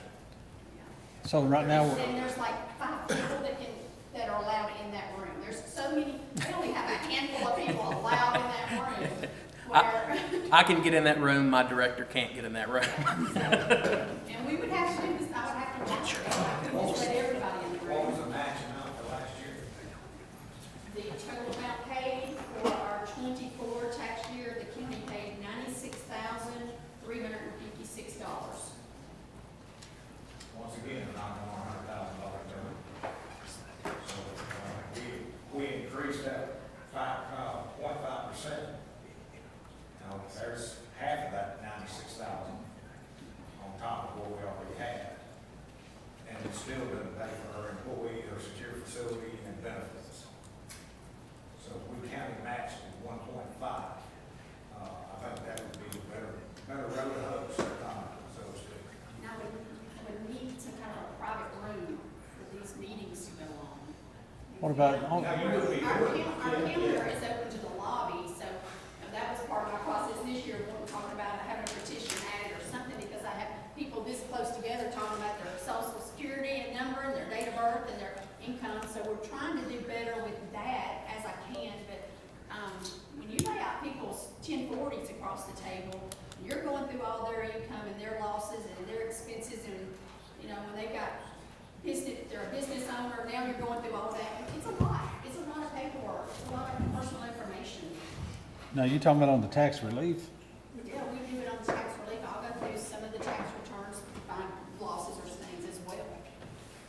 I think she was saying if she went to tax freeze, it was gonna be. Oh, yeah, because most, I mean, people are still working and you're making those 54,000.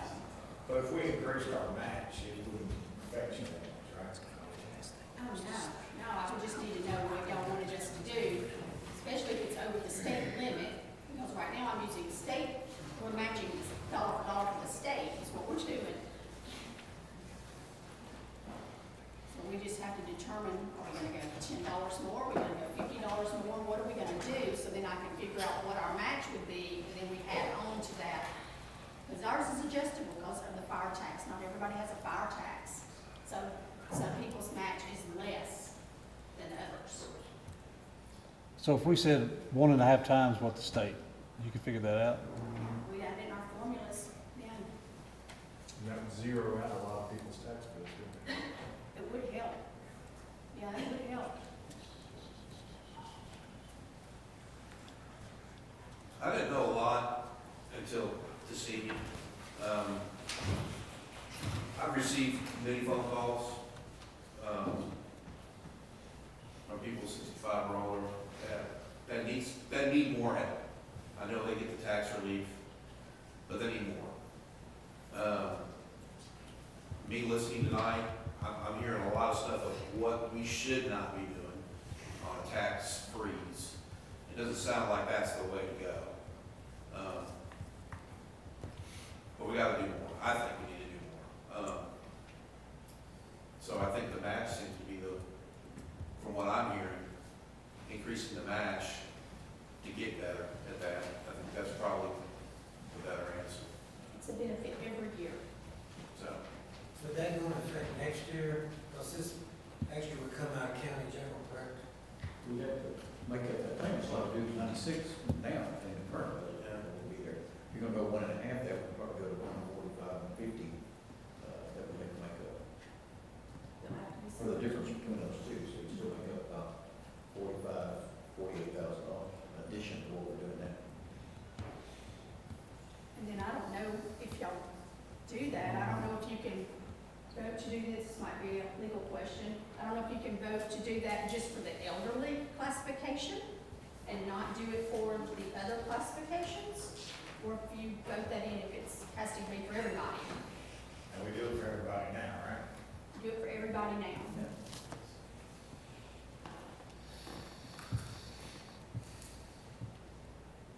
So what do y'all want to put on the agenda for Monday night? You just want to put this back on the agenda and we'll decide between now and Monday what we want to make a motion at? I don't think it's feasible to do the tax freeze. Now, not. Now, if we wanted to discuss adding the 1.5% or whatever, If you added 1.5% from what it was last year, it's $144,000. Total? Total. She paid out $96,000 last year, half of that's 48, and then add them together, it's $144,000.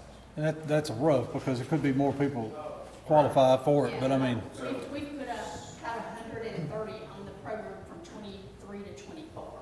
So question, the complaints that we've heard from folks, they still have to come in to your office. I know that we've had some folks that have to come to your office, is that correct? Correct. So either way, if we were to do the tax freeze, they still have to come to your office. Yes. So I just want people to keep that in mind, that some of the complaints that we've heard over and over again, there's a piece of that that's their requirement to do that. I just want that to be known, that they have to, they've got to follow through with their part of it as well. And bring all their And information. bring their information. I'm okay with whatever we decide to do and how we decide to do it. The responsibility is on the person to come in and make that happen at the end of the day. And keep in mind, there are some people who want it, to feel they deserve it, but when they get to me or when they comment on their property, they don't even own it. So, you know, there are some instances, if you put your property in a trust, for instance, you put in an irrevocable trust, you're not eligible, because you don't own it, your trust I does. saw that in here. If it's a revocable trust, we can talk about it, depends on how your trust was worded. So there are some situations, if you add your kid, if he owns his home and he's put me on his home on his deed, well, my income has to be involved with that as well, not just his, because I'm the owner. That kicks some people out. So, I want to say thank you all for doing this again, and the information's been put together. There's really, really good information here for all of us. We're happy to do it. We just provide the information so that y'all can make a decision. so what are y'all on the agenda for Monday night? I say we vote on, adding the increase in the match. I agree, I That's think we what I go want. that route and not the tax freeze, I just don't think it fits our county. I agree. Still, What other homework do we need to put into that match before we necessarily vote to make sure we have it? And I'm just asking that question. I'm not saying I'm against it. I want to make that clear. I'm just, Or maybe you just vote not to send the tax freeze on to the floor, and you just stop it here, then maybe let Cindy figure out, I guess, her numbers the next step, and then, you know, if you have to wait a month to put it back up on the agenda, then at least you have sound numbers.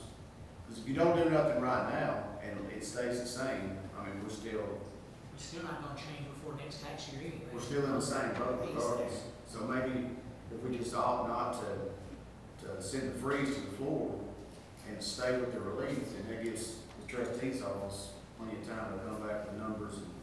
it will be September or October Whatever before I it come is. back with numbers, because I won't have my tax roll. I don't know what the state's gonna do yet. I But don't even if know we were to what make counts. any moves right now, it wouldn't affect this year, right? So it really wouldn't matter, right? Well, now the tax freeze, if y'all were to vote that in, it would not affect our 25 tax roll, it would affect 26's. But if you vote to increase the match, it's gonna go into effect when you say it goes into effect. If you say it goes into effect August 1st, well, when those bills come out in September, we're gonna have to put it in effect. So how long again you said it would take for you to get those numbers? I won't. For the increase, for the match? Until I get this state tax roll, I don't know. I don't know what the state. Are you asking if this past year, the 96,000, if you had a match of 1.5 instead of 1, what would the amount be? Or are you saying what will this year's be? 25, is that what you're talking about, the tax? So 25 tax? I wanna know how long would it take for us before we can make a decision on a vote of whether or not we need to increase that. I think we need to increase the match. But I don't necessarily think that we need to vote on it Monday. I'd like to do a little bit more, like I'm trying to say, do some more homework on it. But I don't want this to sit back here on the back burner either. But If you're voting on it percentage, then it's just gonna be a percentage. And I can't tell you what that's gonna take you to, because we can only go on these numbers. I don't know how many more applicants, we've got people already applying for 25. I bet we've had 50 people apply All right, already. so what we talked about a while ago would be 144,000 to do a 1.5. Based on these numbers. Based on those numbers, let's say we just took that to 200. Take what? And is there room in county general to fund that, $200,000? 96 is already funded of that. Well, So you're talking about so you just funded the 48. And again, it's based on the match, so if it's unused money, it would be, you ain't gonna use all the 200,000 to do that, it would just take care of everybody. Well, I'm just saying, you know, just for accounting purposes, so we know about what we're gonna be.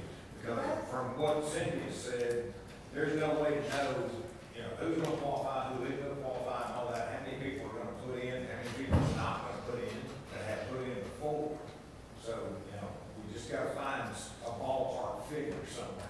And if they don't do it, that money goes back to county general, right? It stays in county general. It stays in county. I bill the county every month for how much money I need that has been, when we submit the applications and the state approves them, we get reports every Wednesday. So then we run those reports every Wednesday, and then we bill the county once a month for the amount they owe us. And then they cut me a check, we post the check, we go in on all the tax records, and we apply that we received that money.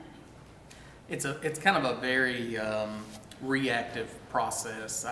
We ran the numbers this morning, and I think for the previous tax year, across the state, we had about 169,000 applications, and about 151, almost 152,000 of them were qualified. So you're not going to know how much you're going to pay out until it's done, until you take all the applications, sift through the data, and then at the end. And if I'm not mistaken, 23, maybe even 22, the county actually paid more.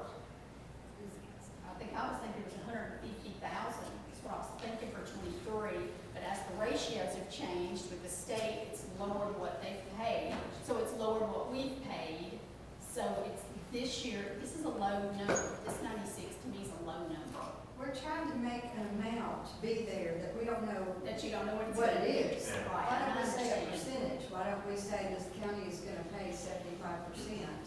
And, because we're doing 50. No, we're doing 100. We're matching it right now at 100. Matching dollar value it. Sorry, the so I'm state. thinking it the wrong way. Yeah, so you're 1.5. And let's just say, if we're in, let's vote for it to do it and then vote. But we can't come up with a number because we don't know what it is. Right. Same way with the tax freeze. If you did that, you're not gonna know. Right.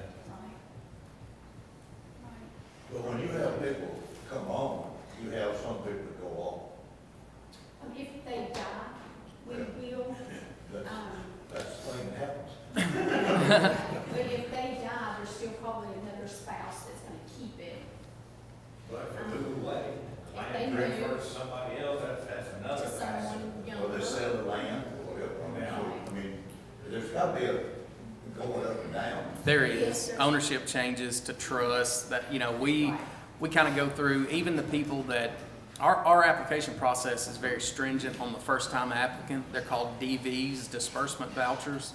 So the first time you apply for the program, we really go through everything to make sure you qualify. And then the next year, if you qualified last year for tax relief, you're what's known as an ACV, an application credit voucher. We're going to assume that you're going to pass that, and it allows those folks to get a credit up front when they pay their taxes instead of having to pay it all and get reimbursed. But people do come off that. They, get married and Or they don't show up, they don't turn their Right. applications back in. we yeah. call So them, there's call them, they don't- every year there's people added and people taken away. So y'all wanna wait or move forward with the money? I don't know. I don't know. So if we wait a month, Based off the percentage and not an amount, you'd almost have to go off of a percentage, as far as the match, because you don't know the actual dollar amount. No, there's no way, it's no way to find that out.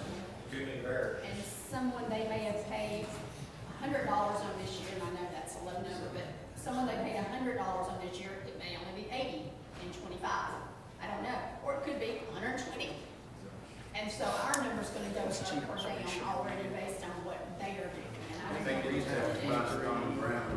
just did ratio 20. And Sandrine and I work together on this through the year. She's watching numbers, I'm watching numbers, and she'll say, hey, how much more do you think you've got? As soon as we get the applications and we know what their rate is, we go in and we adjust our spreadsheets, and now we know what we're gonna pay. And as soon as we get their applications, we're sitting there handwriting each of those people's amounts in there based on where they're at because of our tax. So we're handwriting these down, we're photocopying them, and we're mailing them out. So as soon as I can get theirs, which is gonna be September, October, I'm gonna know what our match is gonna be. So if we waited till August, to bring this up, That's all she I'm not gonna know needs. the total amount due yet, because 7%. I have to get What did you say? I would think so. What did you say, 7%? Yeah. What, 1.5? 1.5? Set at 1.5, and she knows, the percentage she's gonna go up. 1.5 above the state match, or the state portion, right? Right. And then, and if you do that, just make sure, I don't know if it has to be written in the resolution this way, but we're not gonna pay more than the tax due, more than the tax liability. No. Y'all know. And that's already in the statute. Oh, yeah, so You can't pay more than. on top of that, so you know. Again, are we gonna do just over 65, or are we gonna do everybody? That's. Right now, it's whatever we do now, we continue. Yeah, right now it's everybody. I would just leave it in there. Let's go that route. So that's gonna cover your disabled veterans and the widows and widowers of disabled veterans that do not have an income limit at all, just so y'all know. Yeah.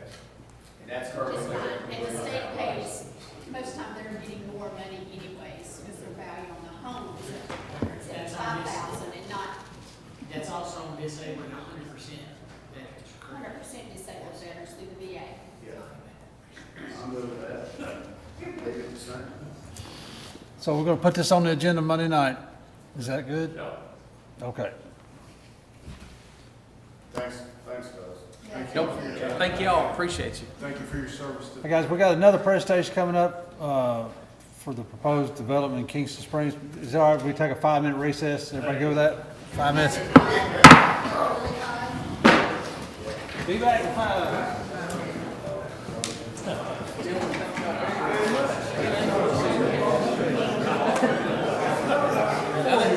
Next year I'll just send it.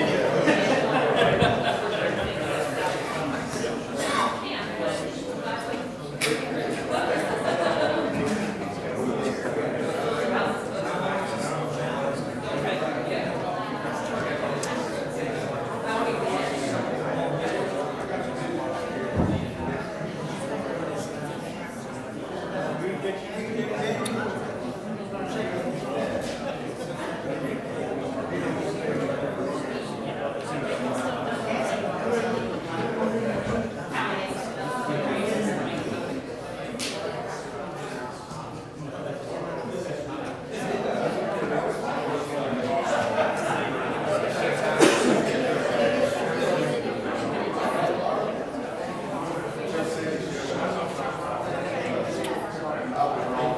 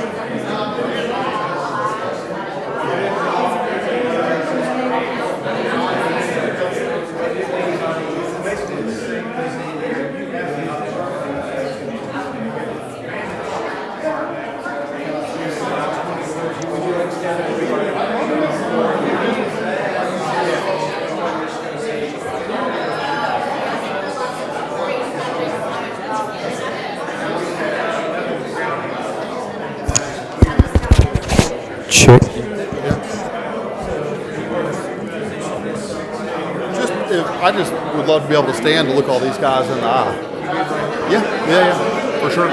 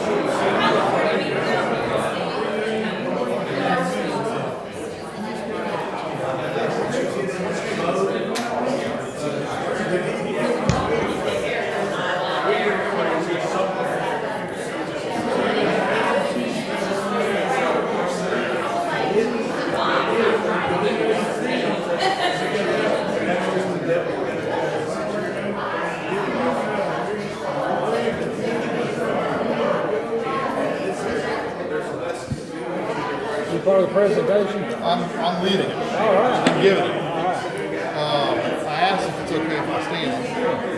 Okay. I've been sitting for a minute. I knew not to be alone. Yeah, that'd be great.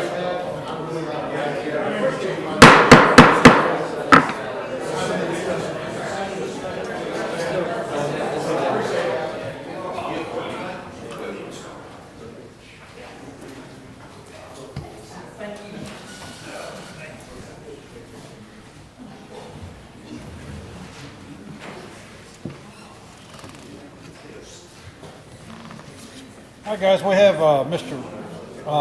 Bill McKnight and Michael Hayes with CB Ragland Company to give us a presentation tonight on a development in Kingston Springs. How y'all doing tonight? Good evening. I am so happy to be here this evening and just want to thank y'all for your time. I have really enjoyed, I didn't know what a constable was in today's context, so I had to Google it. And I enjoyed hearing y'all deliberate about constables and then certainly the property tax freeze. I'm not 65 yet, so I've got a few years. Really interesting conversation. I'm happy to be here to talk about a project that we've been working on for about a year. It's taken us a little longer to get here than I'd hoped, and I really wanted to speak with you as the commission before we start going door to door and having a lot more community engagement. We've taken some time to meet with the 7 property owners that touch our property. There's one single family home that is across the street from us over a couple of ridges. And we wanted to take a little bit of time to speak with those folks who immediately abut us. And then the one single family home that's across the street from us before coming to talk to you, and then really before we started to get out into the community and talk to Cheatham County at large. So it looks like we're having a little bit of technical problems, but I'm happy we brought some printed copies. This is a view from the site on page 1. We'll flip to the second page. This talks about us, CB Ragland Company. My great-grandfather was CB. If any of y'all remember CB food stores, I grew up going to the CB food store on Highway 70, kind of behind the McDonald's in White Bluff, Chapel CB. My grandparents lived in White Bluff when I was a kid, and so I'd go back and forth, and that's where we shopped. My father closed CB Ragland Company as a wholesale grocer in 2002. There wasn't really a fourth, there we go. There wasn't really a fourth generation of wholesale grocery. We couldn't really compete with Walmart or Publix or Kroger and the really big national or global firms. And when he did it, we had this great real estate portfolio of properties. The one here on the left, when I was a kid, it was across from the thermal transfer plant in downtown Nashville. It was a place that I couldn't get out of the car. It's where Nashville brought all of its trash to incinerate, to burn. 463 trash trucks a day came roughly to burn trash to make steam to heat downtown Nashville buildings. At the same time, the EPA closed one of our divisions down, Colonial Coffee. We could no longer roast coffee because it polluted the environment to burn coffee beans, to roast coffee beans. That was one of the things that kind of hurt the company. Fast forward to 2002, 2003, the trash plant blew up. It closed. We worked to make it a big city park, an amphitheater, and to really change the face of the neighborhood south of Broadway. There's a lot of stuff that's happened there that I'm really proud of. There's some other things that I think give Nashvillians a lot of pause. Projects that we've worked on, the Hyatt Centric Nashville, the hotel on the left, 222, a big spec office building that we developed with Hines. And then we worked on the Four Seasons Hotel and Residence in downtown Nashville. We've got some historic buildings there. We've got property in the Gulch. We've got a lot of property that's off of Thompson Lane. And we're trying to use these, properties to make Nashville a better place. We've partnered on this project with a firm called SV Capital. SV Capital is based in Denver. They have a tremendous amount of experience in creating amazing destinations. And some of these names like Chileno Bay, Esperanza, may not mean much to you if you Google them. They are spectacular resorts, beautiful, beautiful resorts that are world-class, very well-renowned. If we go to the next slide, Bill. And my partner, Bill McKnight, Bill's one of my cousins. He's also one of CB's great-grandchildren, and we've done a good job trying to keep family business together. We're under contract to buy a piece of property from some really good friends of ours. They've developed a resort there called Bell's Reserve. Bell's Reserve is a really exceptional outdoor recreation property that we would love to invite you guys to come out to this summer. Bring your side-by-side, bring a horse, bring your truck, come drive the property with us. We've got an exceptional off-road vehicle course that's on the property, probably the best in the state, maybe one of the best in the Southeast. Proving grounds here.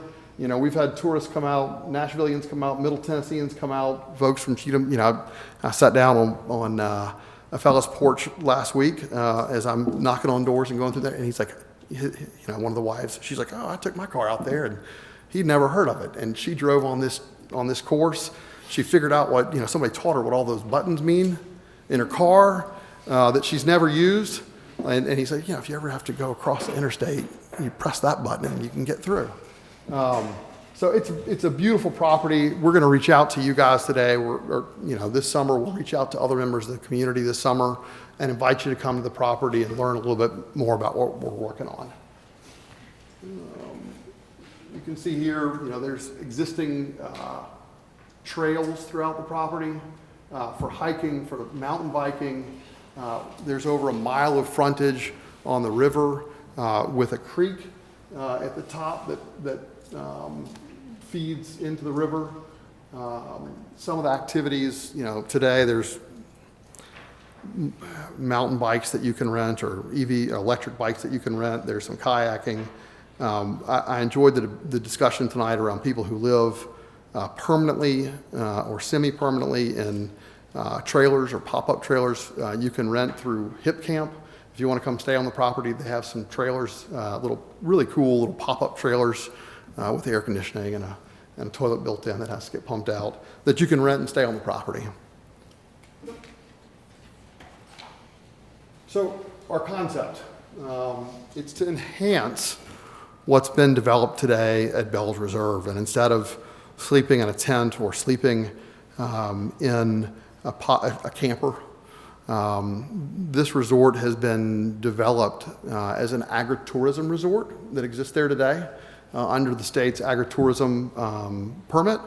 And what we'd seek to do is really enhance all of the offerings that have been there. So instead of sleeping in a trailer, we would seek to build some small cottages on the property. We would seek, instead of, having a tent, for example, with a pop-up dinner, we would seek to develop a couple of very small restaurants on the property. One that's roughly 55, another that's 65 seats, and really work to keep most of our program. It's over 560 acres, and instead of coming in and developing one house on every 5 acres, we'd seek to cluster the development in this large field. We'd seek to, we go back one, Bill, or is it self-advancing? Well, we'd seek to cluster the development in the large field. Oh, there it is. So we'd seek to cluster our development here and really do everything that we can to preserve the tree canopy, to not clear cut the hills, to make it so that if you're across the street or across the river or even on the river, that you don't know that we're there. The visitors that we're going to have and that we want to invite into this property will truly value being outside. They will value privacy. I've had neighbors ask me about streetlights. Are we going to have streetlights? We don't want to have big streetlights that are visible throughout the neighborhood and reflecting up. We want to follow a dark skies protocol. We've got places for stargazing on the property. And so I think with that, we can create something that's really special. So our project site, really unique. We're bounded. This was a map from the TWRA. We're bounded by, on the east, the 20,000 acre Wildlife Management Agency property. On the west by the river, to the south, and this map is a little bit hard to read because it says the Harpeth River State Park narrows here.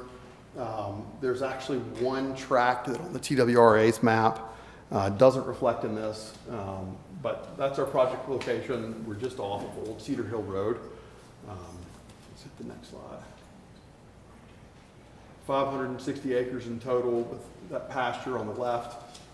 I think it's around 90 acres.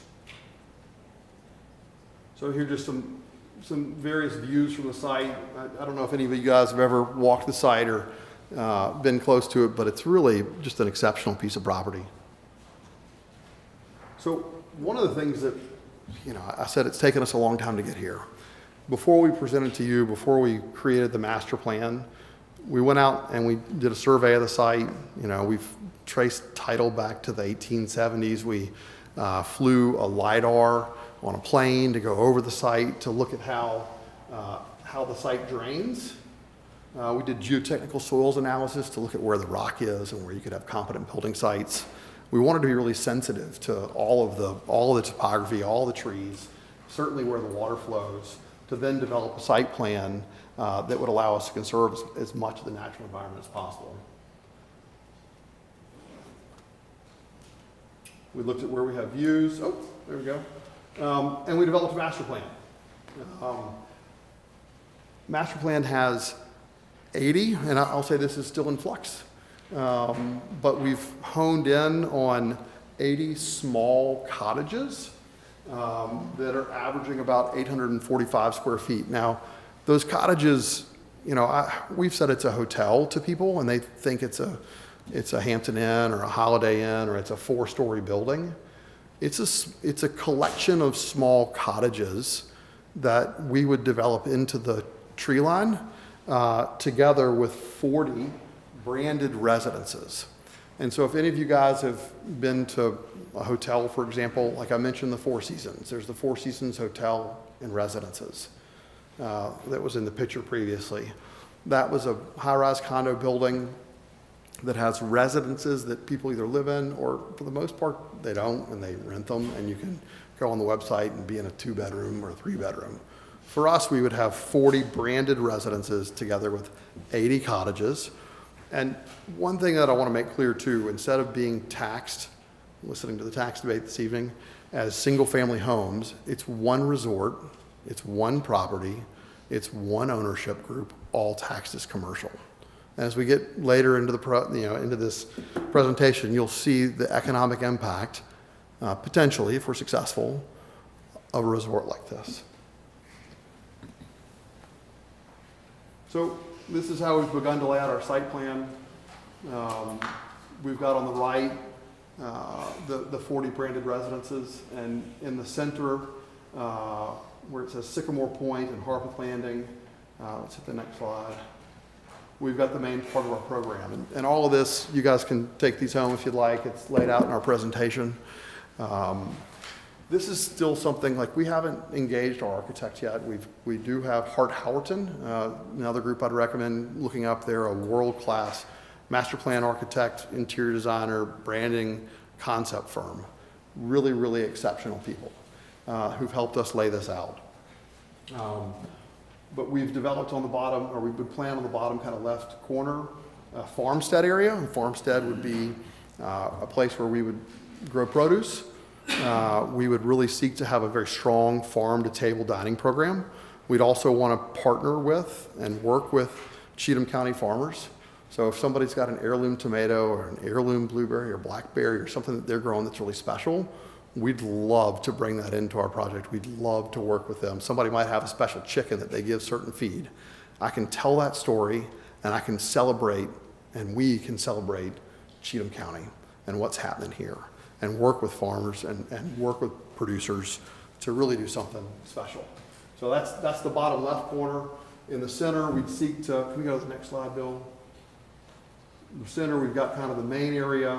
So as you pull in, that letter A, that's the drop off. And to kind of give these, it's hard, right, when you're looking at a little piece of paper like this and a site plan to get the scale. It's a big field.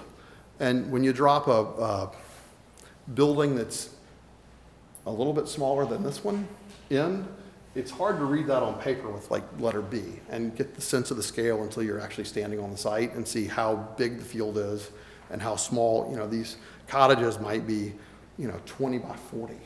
They're very small in the context of the size of the piece of property. But we've got this kind of main drop-off area, that letter A. Our visitors would come in, they'd drop their car, they'd be shuttled to their room, either in a golf cart or in a property vehicle. But once they're there, they're not driving all over the place. Their car gets parked, they're walking, or they're getting picked up by a golf cart to come back and have dinner. We've got 2 restaurants that are on the site. There's one in number C here, or letter C here to the right. That's probably a 65 seat small restaurant. And the one up at the top at Sycamore Point, that's a 55 capacity restaurant that looks out over this beautiful sycamore tree. Another thing that we've done that you'll see here is we've spent a lot of time, we haven't been able to talk to everybody in the community yet. I grew up going to Tippecanoe. It's changed dramatically. We've heard from residents that there's concern about the river. And we don't know, as we think about the next 100 or 200 years, what the river's going to look like. We do greatly respect the fact that it's public. And we don't, it's interesting, when we started to work with our architects, they wanted to push all the program right up on the river to capitalize on that view. And we said, no, we really want to pull all of our program back. And so we've pulled everything back 300 feet from the river, so that if you're paddling on the river, if you live across the river, you're not going to see us. We've tried to be really intentional about creating privacy, both for ourselves, outward facing, but also for our guests that are on the property. Let's go to the next slide. Now, this area to the north, we have a road that exists today that goes up to this river bend and kind of Spring Hollow. There's a couple of big fields that sit there now. There's a nice creek that comes in from the WMA. As all of you guys know, the river is subject to wild fluctuations. We've seen it, we've been on the road after a big storm and it's been 12, 14 feet above the road. So we've really not developed, or intentionally not developed, any significant big program on the northern part of the site. We've got a couple of small areas, like potentially a little pavilion where we could host a whiskey tasting, or we could host a yoga session, or we could do something fun. But if the river's flooded and we're blocked out of that part of the site for a week, it's not going to impact what we do. We thought we could, like this letter E here, you'll see we've got a place where we could do like children's archery or other activities for kids. And then we've got pathways that come up out of the property and into the WMA. There's some existing trails, and then there's also in the bottom corner here, the kind of tan, Bells Reserve secured an easement a few years ago from the WMA for vehicular traffic to get to the northern part of the site or for hikers to walk through. And then the east part of the site, we probably developed this in a couple of phases. And again, this is really, in my opinion, looking at this image, it's deceptive. You see these larger, these are 3,000-ish square feet branded residences. We've allowed the road to follow the top of the ridge line, and that road exists to, I guess it's an old timber logging road. That exists today. We can all drive down it together. We've intentionally set those cottages just off the top of the hill so that they could really be in the tree canopy and not visible from the field, but also give the people who live there, the most amount of privacy possible. We think they would really welcome having that privacy. Also allows us to not clear cut, like we don't want to clear cut the top of the hills. We want to leave as much of the tree canopy in place as possible. So, this is a slide that talks about how we'd come into the property, how we'd have hiking trails across the property, how we bring vehicles out of the property. Right now, there's an entry point that's off of, it's interesting when you go back and research title, Old Cedar Hill, Headquarters Road, Bloom Road, lots of different ways to come into the property, and then there's another pathway out that comes out through the Harris Street Bridge takeout. And that's how we think we bring cars out. Let's keep going. So, just to give you a sense, these are the types of image. Can we go back one? Yeah, we go. Bill, as we think about this, and we don't have an action item for you guys tonight. I just wanted to be in front of you so that if you hear about this from one of your constituents or a neighbor or a friend at a football game this fall, you've seen it.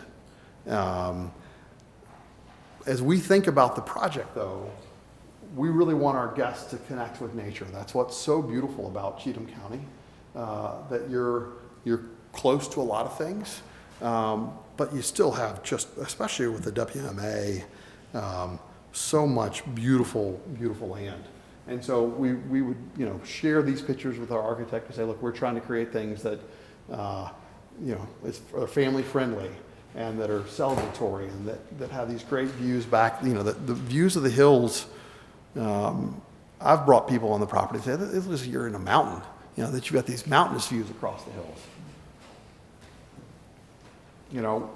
I mentioned a little bit, the resort would continue to celebrate the outdoor activities that are already happening on the property. So there's mountain biking today, right?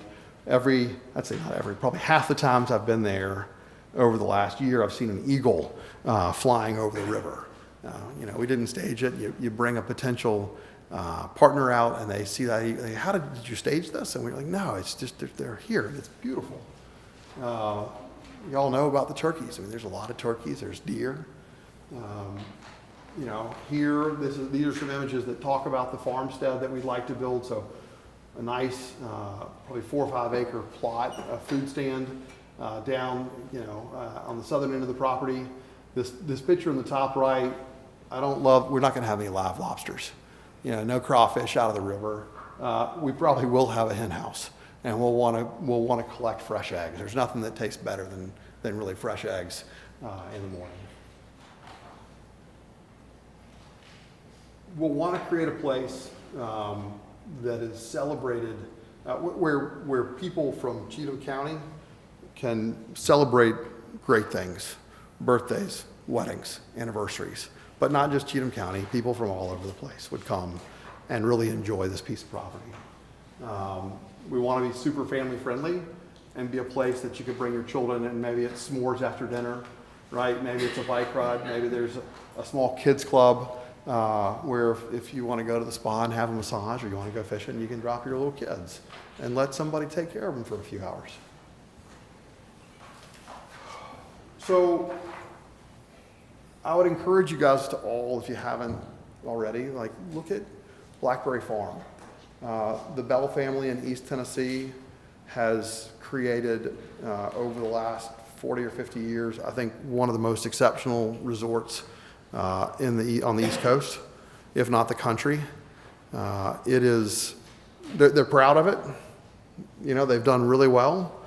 I think that people, if we were successful in developing this here, would come to Middle Tennessee, not just East Tennessee, and they would come here and really enjoy all that this area has to offer. Another resort, you know, they own as well, Blackberry Mountain. So this is 4,200 acres, 68 rooms. Blackberry Mountain, 5,200 acres, 44 rooms, a handful of cottages, all a similar, you know, program to the types of things that we're thinking about. And these would be interesting things if you're curious about the quality level of what we're trying to do. Those are very inspirational to us. Twin Farms in Vermont, another one that's great. Wildflower Farms is one that from an architectural perspective, you know, the scale of the cottages that we're talking about is similar to what you see in the bottom left corner here. That's about a 20 by 40 square foot small wooden cottage built on this property. And this bottom right picture, as you come into this entry lobby of this hotel, you'll see that there's multiple of these little cottages that are sprinkled around this small property. So, if we're successful, I did want to note the potential economic impact for the county. And we think that this is important, right? I think it's very important that we make our neighbors happy, that we form really, really strong community partnerships, that, you know, as we've talked to other neighbors, we've heard that there's a need for a fire hall. We've tried to figure out, you know, 560 acres, is there some extra land somewhere that we can make available to the county for a fire hall? You know, one of the neighbors said, hey, my taxes would go down, and I've been pretty excited about that. So we've been looking, we haven't figured it out yet, but something we're trying to be thoughtful of. So economic impact, if we're successful, this is close to a $250 million capital investment into a piece of property in the county. We're looking at about $6 million in annual direct taxes. And that's a combination of property taxes and sales tax, hotel motel tax. It's a big one that we'd be really excited about if we were successful. We've got a long way to go to get there. You know, we're not here saying we're asking for a vote today. We're not. But I wanted all of you guys on the commission to hear from us firsthand before we, you know, go broadly to the community and start talking about this with neighbors. Because that's our intent, right? We're gonna go door to door. Talking to Commissioner Hedgepeth, he said, hey, talk to everybody on Cedar Hill Road, what was it, from Highway 70 to the county line, is what his advice was to me. That's our plan this summer. Knock on doors, go talk to everybody, let them hear about it. Can I interrupt? Yes, sir. Don't knock on all the rich people's door, knock on the poor man. Everybody's door. Okay. We got to knock on everybody's door. No, it's we need, like, I have been trying to move deliberately and slowly in developing a plan that we also knew that we thought we could build, right? And so you've asked some really valid questions about water and how we're going to get it. And we've got a plan there. How are we going to deal with sewer? Again, things that we're working on. How are we going to deal with power? We've talked to the power company, and they asked to upgrade, what, is it 1,800? No. How far was it? It was 3 miles. 3 miles. 3 miles of power lines. The good thing is the poles and the easements are in place. It's stringing some new cable across the existing poles. Not insurmountable. I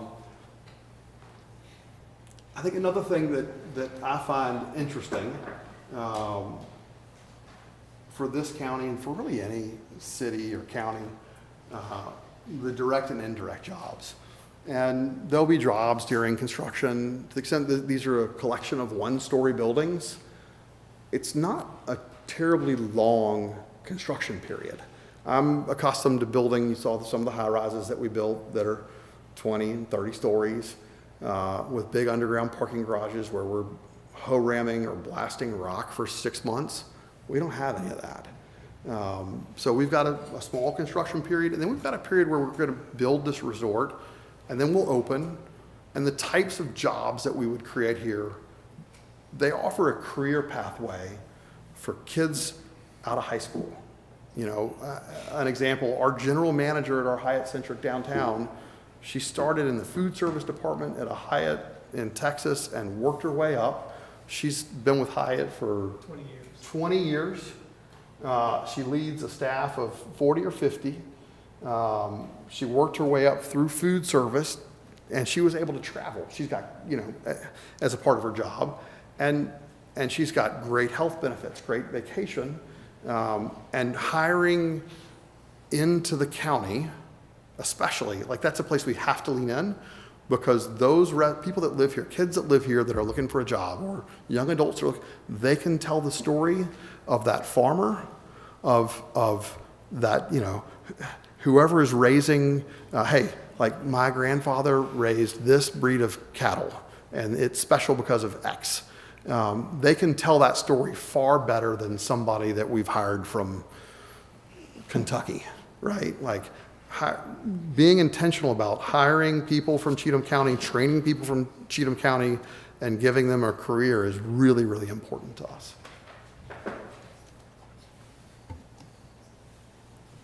I think we also, and I don't know if you guys have looked at this, but we looked back to the 2013, the sustainable tourism plan that the county created as a way to diversify out of just manufacturing. And we feel that our project really, really aligns with this plan that the county put together, you know, 12, 13 years ago. Promote natural resources, attract business, I mean, all great things. So in the last page of the presentation, certainly on the slide, if anybody's watching the YouTube today or later, want to leave our email and contact information, we'd encourage you to reach out. I want to be respectful of time. I'm happy to answer questions, but I think there'll be lots of time for it. I don't have a timeline when we're going to be back before you guys, but did want you to hear from us before we're out going door to door and trying to drum up support for our, I wouldn't say drum up support, tell more people about what we're trying to do and what we're interested in. Thank you guys so much for your time and for all you're doing tonight. And I'm serious, I really would love to host you, kids, adults, anybody who's got a fun off-road vehicle or just wants to come see the property, we'd welcome having you out. Thank you all. Can I get a copy of that? Yes. Thank you. Anybody got any questions for them? I will say, I met with them and went out. I've never even been out there. I drove in, I was blown away. I thought I was in Smoky Mountain area. It's just the most beautiful place. And I was a little leery on the front end. One of the things I did say on the front end is you gotta get the community involved, community support. That's so vital. But also, I see this as such a great future for, you know, we talk about people coming in, you got to have the waterways and everything. They want to do this right. They want to create a footprint that just is spectacular and beautiful, but also welcoming. Just on the job part of it, that will hopefully create more jobs and people who don't necessarily want to go to college, but they want to, you know, this is amazing, and it's a really well thought out process that I appreciate you coming. I wanted to come and talk to everybody. Yeah, thank you. What you told me, and thank you so much. Well, like Mr. Breland said, he's not familiar with the area. I am. I can throw a rock to 6 years.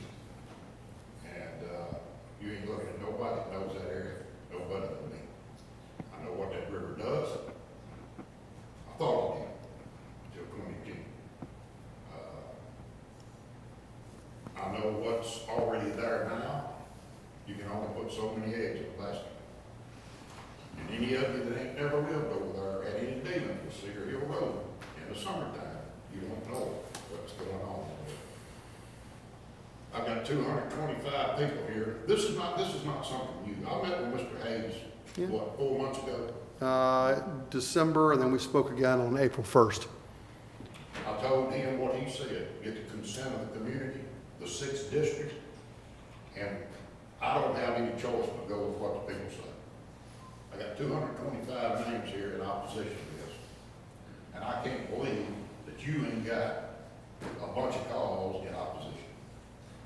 Well, Now, wait a minute. Well, let me say this, you got everybody opposed to it that have not had this presentation. So I didn't have a presentation, I went in with the thought of, this ain't gonna go. I mean, we gotta be open-minded about it, listen to what they offer. So, yeah, it's easy to say no, it's really easy to say no, but, you know, we can give the people their opportunity to present the project. That's all I said, we can say open-minded about it. Well, We always talk about, we need more taxes, we need more money, Cheatham is growing too fast, but, you know, this is something that, in the best of both worlds, I think, that creates something beautiful, but also the amount well, of that's your taxes. opinion. That's your Yeah, opinion. and we all have Right. individual opinions. And you weren't elected to come here and make a decision based on your opinion. You was elected to come here and make a decision Absolutely. on the people you represent, Oh, yes, sir. correct? Absolutely. I got 225 people here, it's just courtroom won't hold. And I ain't mad enough to give into this because I live there. I was elected by these people to represent them. And that's exactly what I'm gonna do. Yeah, and we hope, as I said to you on April 1st, that you'll share the list with us, and that we have the opportunity to sit down with all of them, because I've met with 8 people that live on the road or that have houses on the road, but I don't, you know, I haven't had the opportunity to go out and talk to hundreds. So over the next handful of months, that's our plan, is to go talk to all those people. Well, I wish you the best of luck. Yeah. I got 4 people that said, yes, we need this. Well, yeah, I got 5 people that's on the fence because they don't want to get black eyes in the community. yeah. And I got 225 people that say no. Now, every one of these commissioners know me well enough to know how I'm going to vote. If it comes to a vote tonight, they know how I'm. I know how you'd vote if it, It's irrelevant of what I think. yeah. It don't make a hill of beans what I think. It matters to me what these people on this list, there's 1, 2, 3, 4, 5, there's 6 pieces of paper that people say no. Yes, sir. Now, how can I say yes? Mr. Jimmy, will you allow them the opportunity to talk to these people? You got their- Absolutely, I can't stop them from talking to these people. Yeah. Well, you know, all But you this have is to old do news in the community. This is old news in the community. This has been going on in the community for 4 or 5 months. I don't know how many of you people know about it, but everybody in the 6th district knows about it, especially everybody on Cedar Hill Road. And I do know he's went to some prominent people. But he's yet to go to some of them good old boys that live in a house trailer. And they pay taxes just like everybody else. Yeah. So I'm not saying, it's not my opinion, it's not what I want, it's not what I think. It's what these people on this list think. Right. And there's power in numbers, and you put 225 people in this room, you got some power. So what's the property zone now? It's agricultural. And so what we would propose is an amendment to a PUD. That PUD amendment would make it so that we couldn't subdivide it. It would lay out exactly what our program is. It would mean that we've got to maintain all the roads that are on the site, but that would be the plan. Have you obtained road frontage as we speak? You know, we have done a lot of research on Bloom Road in particular. It's been a county road. Now, it's not maintained by the county, as you well know. It's been used by the county, even when you were a kid riding the school bus on it. It's been used by the county, and we found deeds that go back to the 1870s I haven't found before the county was established, but we have frontage on that road. We have a half mile But of. you've got to cross private property or TWRA to get to a public road. Well, so that's where we have an opportunity, I think, to have a discussion with the county and the state on that. The state of Tennessee, because the road goes through the state. Okay. Yeah, Okay. yeah. But as of today, the only road frontage that you've got is on Old Cedar Hill Road. Correct. Okay. Yeah, it's been a road since what we found since 1873. And it would be typical, like it's so fascinating when you research this, when they talk about, what was it, the chord, what was the term that they used to describe the width of a road? Pole. To go through and look at a road is 2 poles wide, and what does that mean with a road from the 1800s? And how do you measure from a tree that's not even there anymore? It's been in continual use, and we've measured close to 60 feet between the power lines that go to Phil Pardo's house and that come to our property, all through there. And then it goes into the TWRA land. You know, one thing I've mentioned in this commission over and over and over again is what the Harpeth River is doing now. And people can say what they want to say, but I've lived there and I've seen it over and over and over to where now if you get 6, 8 inches of water, you don't know what is going to happen. You don't have a clue. And what's caused this is places like this, upstream. Any way you figure, rooftops don't absorb water. When I was a kid, that river, if you would have told me or any old timer on Cedar Hill Road in 2010, tomorrow the river's going to be here, everybody would say, what do you want? You're an idiot. Well, and it's just getting worse. You go down around Franklin and all these places, and these 500, 600, 800 acre farms used to be nothing but farmland, now it's houses, condos, places like this. That's what's causing the river to do what it's doing. That's just common sense. Any way you figure it. And when is it going to stop? When is it going to stop? We are smarter than that to continually just keep drowning ourselves and killing ourselves over money.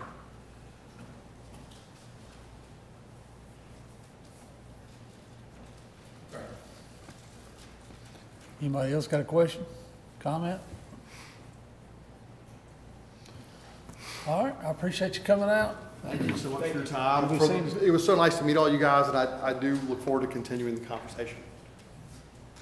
Thank you for the presentation. All right, next on the list is a discussion on camper use through the county. Anybody got any ideas on, we had a gentleman come speak to us about wanting to be able to use his land as he sees fit to, store his camper on it, but, Make much relief like it is. yeah, I've had 4 or 5 people contact me about this issue, and it's not something we're going to fix tonight, but I'd like to hear maybe y'all's ideas on. I'd like to see us push it to August, since it's been an unusual night. Is that, And it could be a very long conversation. is that good? Say it again. Bring it back up in August, since we're running so far behind. It'll be fine. Is that okay with everybody? All right, let's move this to August. 2030. Yeah. We're looking at midnight now. All right, building department. I don't have anything, Mr. Chairman, unless anybody has questions. On the issue that the gentleman brought up earlier, is that something y'all can look into? Well, the property assessor was out there, I think, a little over a month ago with that concern. We produced all the permits that were issued. He took those to the site. He assessed the property. I'm assuming he accounted for every structure that was there based on the permit. I didn't hear of any violations of that. Now, Mr. Reha, who was here, sent me a text Friday. I haven't really had time today to get out there, but we'll look into it for sure. Okay. Anybody have any questions for the building department?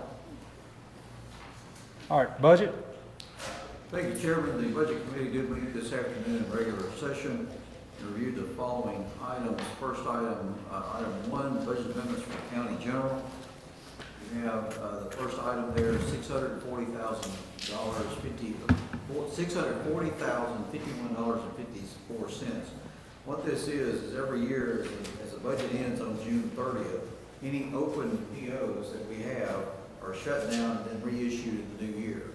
So it's kind of a bookkeeping process for accounting. These have already been approved, they were approved last year, they just weren't completed in last year. So accounting and the comptroller's office makes it very clear to cut these down and issue new ones in the new fiscal year. So that's what that item 1 is about. Any question on those? Then when you go also in item 1, rabies and animal control, assigned for public health and welfare, $45,000. This is transfer funds from the animal control donation reserve to cover expenses in the new fiscal year that we're in right now. The $35,000 and part-time personnel $10,000 would be used over the new fiscal year. It's just way. In the Sheriff's Department, $12,500 is transfer funds from the sex offender registry reserve to cover expenses for fiscal year, new fiscal year. County buildings, $3,500. This has been the reserve that we have that was brought about from the development tax for several years. We're using $3,500 as we do every year now. It's dedicated to Veterans Memorial Park, mowing, electricity, and water. Again, it just sets it up for the new year. It's what we've been doing. It just brings it into a new year. Ambulance emergency medical services, $15,000. Transfer reserve funds from the state of Tennessee Managed Care Organization supplements reserve to cover expenses for also the new fiscal year. Ambulance emergency medical services of $1,000. Transfer reserve funds from the state of Tennessee are report of investigation supplements reserve to cover expenses for the new year. Sheriff's Department, $15,000. Transfer reserve Tennessee Law Enforcement Training Academy grant funds to reimburse the expenditure line used to purchase law enforcement equipment. And the last item on item 1 is Chancery Court. They did realize late into the budget process, or really right up to the point of the new fiscal year, they did have an increase in their data processing fees that other offices and elected officials had in their areas. But they are proposing, they have the 1,030 available in their data processing reserve to cover the increase in Chancery's annual data processing. Any questions on item 1? Going on to item 2, Highway and Public Works. This is $21,213.42. Again, this transfers funds to close out, it's like closing out POs they had, dumping them the same POs in the new fiscal year, like we're doing in other areas. Item number 3, drug control. This was also put in reserve last year, $63,000, you may recall, for the street cameras. The cameras that we used would flock to identify, read license plates, identify any issue, problem coming in and out of the county on certain roads. Until they complete that, we don't pay for that. So we're waiting for them to complete that. We did get some good news from Commissioner Gilmore today that the first 2 may be going up here in the next few days or weeks. So they are finally getting them installed in the county where we were asking for that. But again, it closed out since they did get it done. We didn't pay that last year, so it's open for part into the new year. Item number 4, capital, general capital projects. This is the maintenance building that we approved $781,005. And so again, it's closing out what was established last year in the PO, so we have it available this year to pay for that when they start in a few weeks. Any questions on item 4? Moving on to item 5, solid waste sanitation. Again, these were projects that were approved and part of last year's budget, closed down, opened back up to new POs, $79,881. This is also a reimbursable grant they're paying for. They pay for, put this money in reserve out of their fund balance, which will be reimbursed once they're finished by TDEC. They have grants to cover that. Then starting with item number 6, The school board has approved and made the request to, this would come out of education debt service, approved a new budget to exceed $160,700 for paving at Cheatham County Central High School and restriping. Also an interfund capital outlay note from education debt service not to exceed $224,000 for middle and high school safety equipment. These are the front scanners, sensors that come into the school areas that they want installed on the middle and high school. Also, interfund capital outlay note request from education debt service not to exceed $450,000 for also high school, Parker Middle School to redo their athletic field lighting in those two schools. In addition to that, any questions on any of those? The next item will be surplus in the county general, which were some laptop type units from EMS.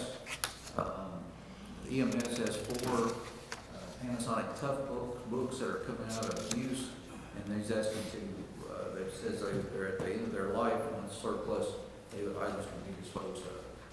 Any questions on the surplus?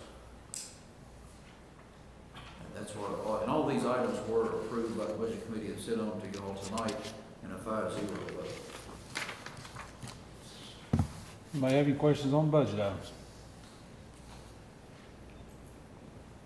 3 items in the mayor's section. Number 1, vote for the mayor's signature. Consider a vote on mayor's signature on a working service agreement. This is for building codes or software that runs their office. Item number 2 is vote for the signature on virtual academy agreement with the addendum for the jail. And item number 3 is vote for the mayor's signature on miscellaneous safety improvement agreement with TDOT on several roads in the county. Any questions on any of those? I have a question. All right. On the maintenance, the state of Tennessee, what exactly are they wanting to do? Because if you sign this with the state of Tennessee, then they pay to put this stuff up, but then the county is responsible for upkeep. And we've already got signs out on Old Cross Pike at Randy Road that have been up, I don't know how long they've been up, with blinking lights on them, and the blinking lights hadn't worked on them since the foliage come up the first year. So are we getting into something where we're gonna have more signs like that up and all? At the end of Carney Winters Road, I mean, they put up, 2 signs saying stop signs are coming up, and then at the end of Carney Winters Road, they put up 2 stop signs. I asked the state about this at the time they done it, and you know what they told me? Because of the number of fatalities at that intersection. There's never, in my lifetime living out there, 50-something years, there's never been a fatality at that intersection. So I mean, the state is just, pushing this stuff, trying to get counties to put it up, and then the county's got to be responsible for it. Well, all this is done on the state's dime, and these are safety improvements in the following area: Old Clarksville Pike, Sears Road, Gurley Road, it tells out where they're covering these areas at. Sweet Home Road from Spring Creek Road, local route from west Kingston Springs Road, Kingston Springs Road from north Main Street, and then also Ross Hollow Road, Little Marybone Road to Caldwell Road.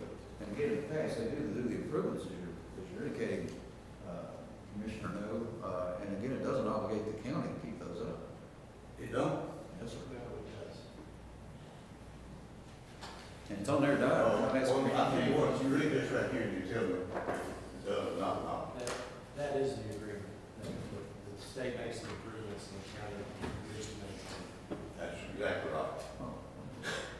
So, I mean, are we getting into something where, I talked to the road superintendent today, and he said they put this reflective tape down and all, I think up on Sweet Home Road.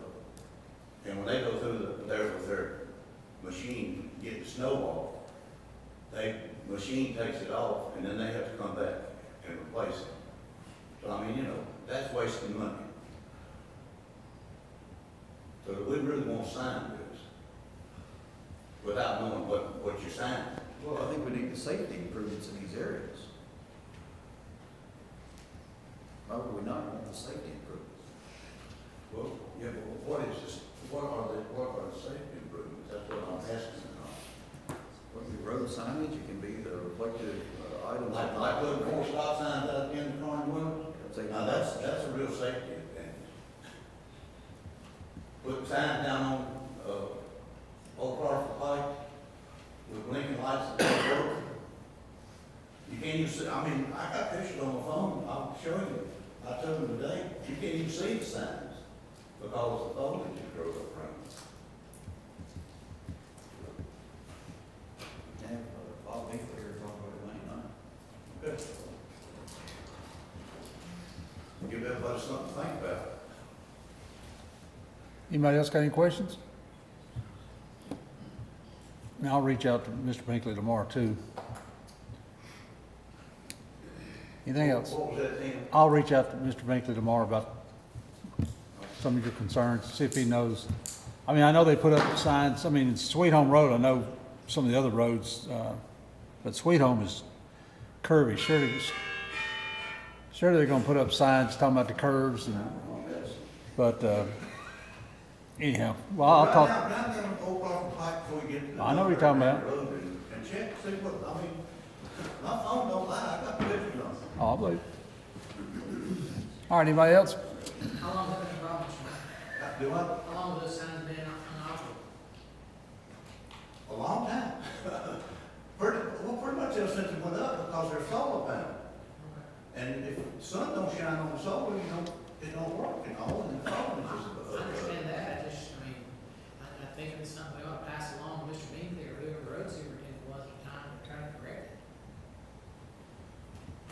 I don't know who it was, I think it was, Cochran was the road superintendent at that time.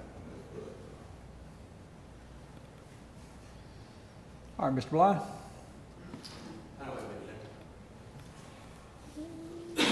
I think everybody else is done run out on us. Let's see. Ms. Sheriff? Don't have anything. School Board. I gotta get this name changed on here. I know that we had 3 items from Ed today, so we did not ask for the full amount for the safety issues. We're only asking for the amount for the wetlands detection. That's the only thing that we currently vote for. We also have elementary cameras for the outside of the elementary school in that, so we'll be bringing that back to you to ask for that at a later date. And then for pavement, we didn't ask for the full amount for that as well, so there's still money left in both of those items. So just, if you see that again, I just wanted you to be aware of what those were for. I got the opportunity to be on Channel 2 News today. That was a fun thing to celebrate Cheatham County, so they've been doing many great things for Cheatham County. Mayor, I think you were interviewed. I know that the sheriff had the opportunity to interview today, so I really appreciate some non-negative publicity for Cheatham County with Channel 2 News. So this is my first official meeting as director of schools, and if you guys have any questions, feel free to contact me anytime. Thanks. Thank you. Would you share your email with us? Yes. Yes. Mayor's office can send it Yes, to us? and I did forget one thing. I wanted to introduce you to my assistant director of schools, so in case I'm not here and you see her page, Rob Miller is my assistant director, so I just wanted to make an introduce to her, just in case she's here at the meeting. Okay. All right, anybody have any questions? I'll share my email and my phone number. Thank you. How do you spell your first name? Stacy, S-T-A-C-Y, C-Y, not C-E-Y. and then Brown, B-R-O-W-N. All right, UT Extension, I think. What's my what, school one? No. Oh, whatever. This, Chamber? I believe everyone should have a typed copy of a recap. I just wanted to add to that in August, we'll be starting our entrepreneurship program as well as our mentorship program. I don't bore y'all with all the calls and emails and social media posts and on-site visits that we make. Just know that they are there. You're welcome to my journal anytime you want to look at that.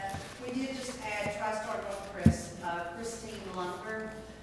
You all probably have seen her or met her at their announcement in Pleasant View this week about the new ER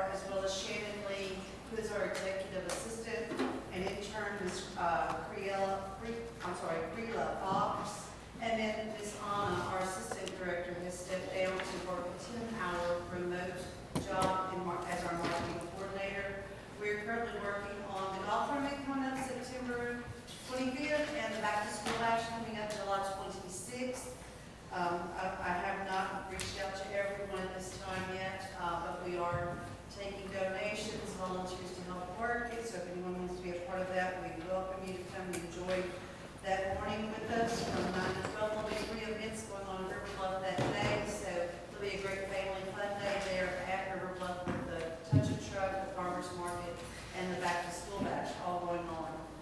The rodeo, you all will see, quite successful. We have just presented our last check that is on schedule, and I broke it all down for you all in the recap as to monies that were distributed from the proceeds from the rodeo, and it will be scheduled for next year. Storybook Trail, you'll see down the way, we did get with the city of Ashland City. We did find that it was not listed on the website anywhere. You can find Storybook Trail, and they are making that adjustment and getting it out on the website so that we can advertise it to all of those in and around our area. Anybody have any questions? I know, thank you, appreciate it. Committees, beer board. We did meet. Saturday, we approved an on-premises permit for Nashville National Golf Links at 1725 New Hope Road. All right, anybody have any questions? All right, emergency services? Capital improvements? No, sir. County rules? I had one, but she moved it to next month. Okay.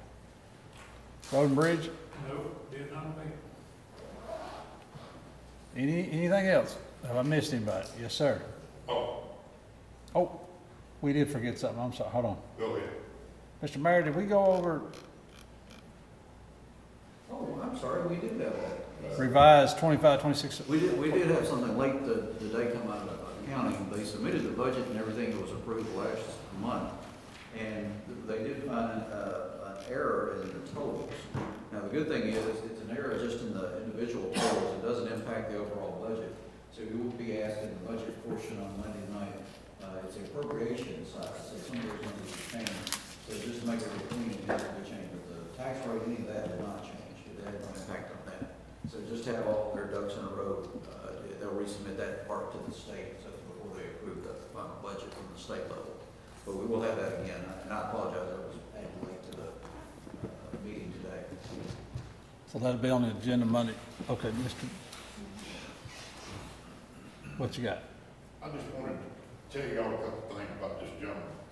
I'm not talking behind his back, wouldn't say nothing now that, I wouldn't say to him, but don't bite into this fire hall gig he threw at you, that's cheese in the trap. We don't need a fire hall over there that bad. But he's a very, very, very smart man. I'll give you credit for that. He didn't get where he's at by not being smart. And another thing is he knows the input of the community.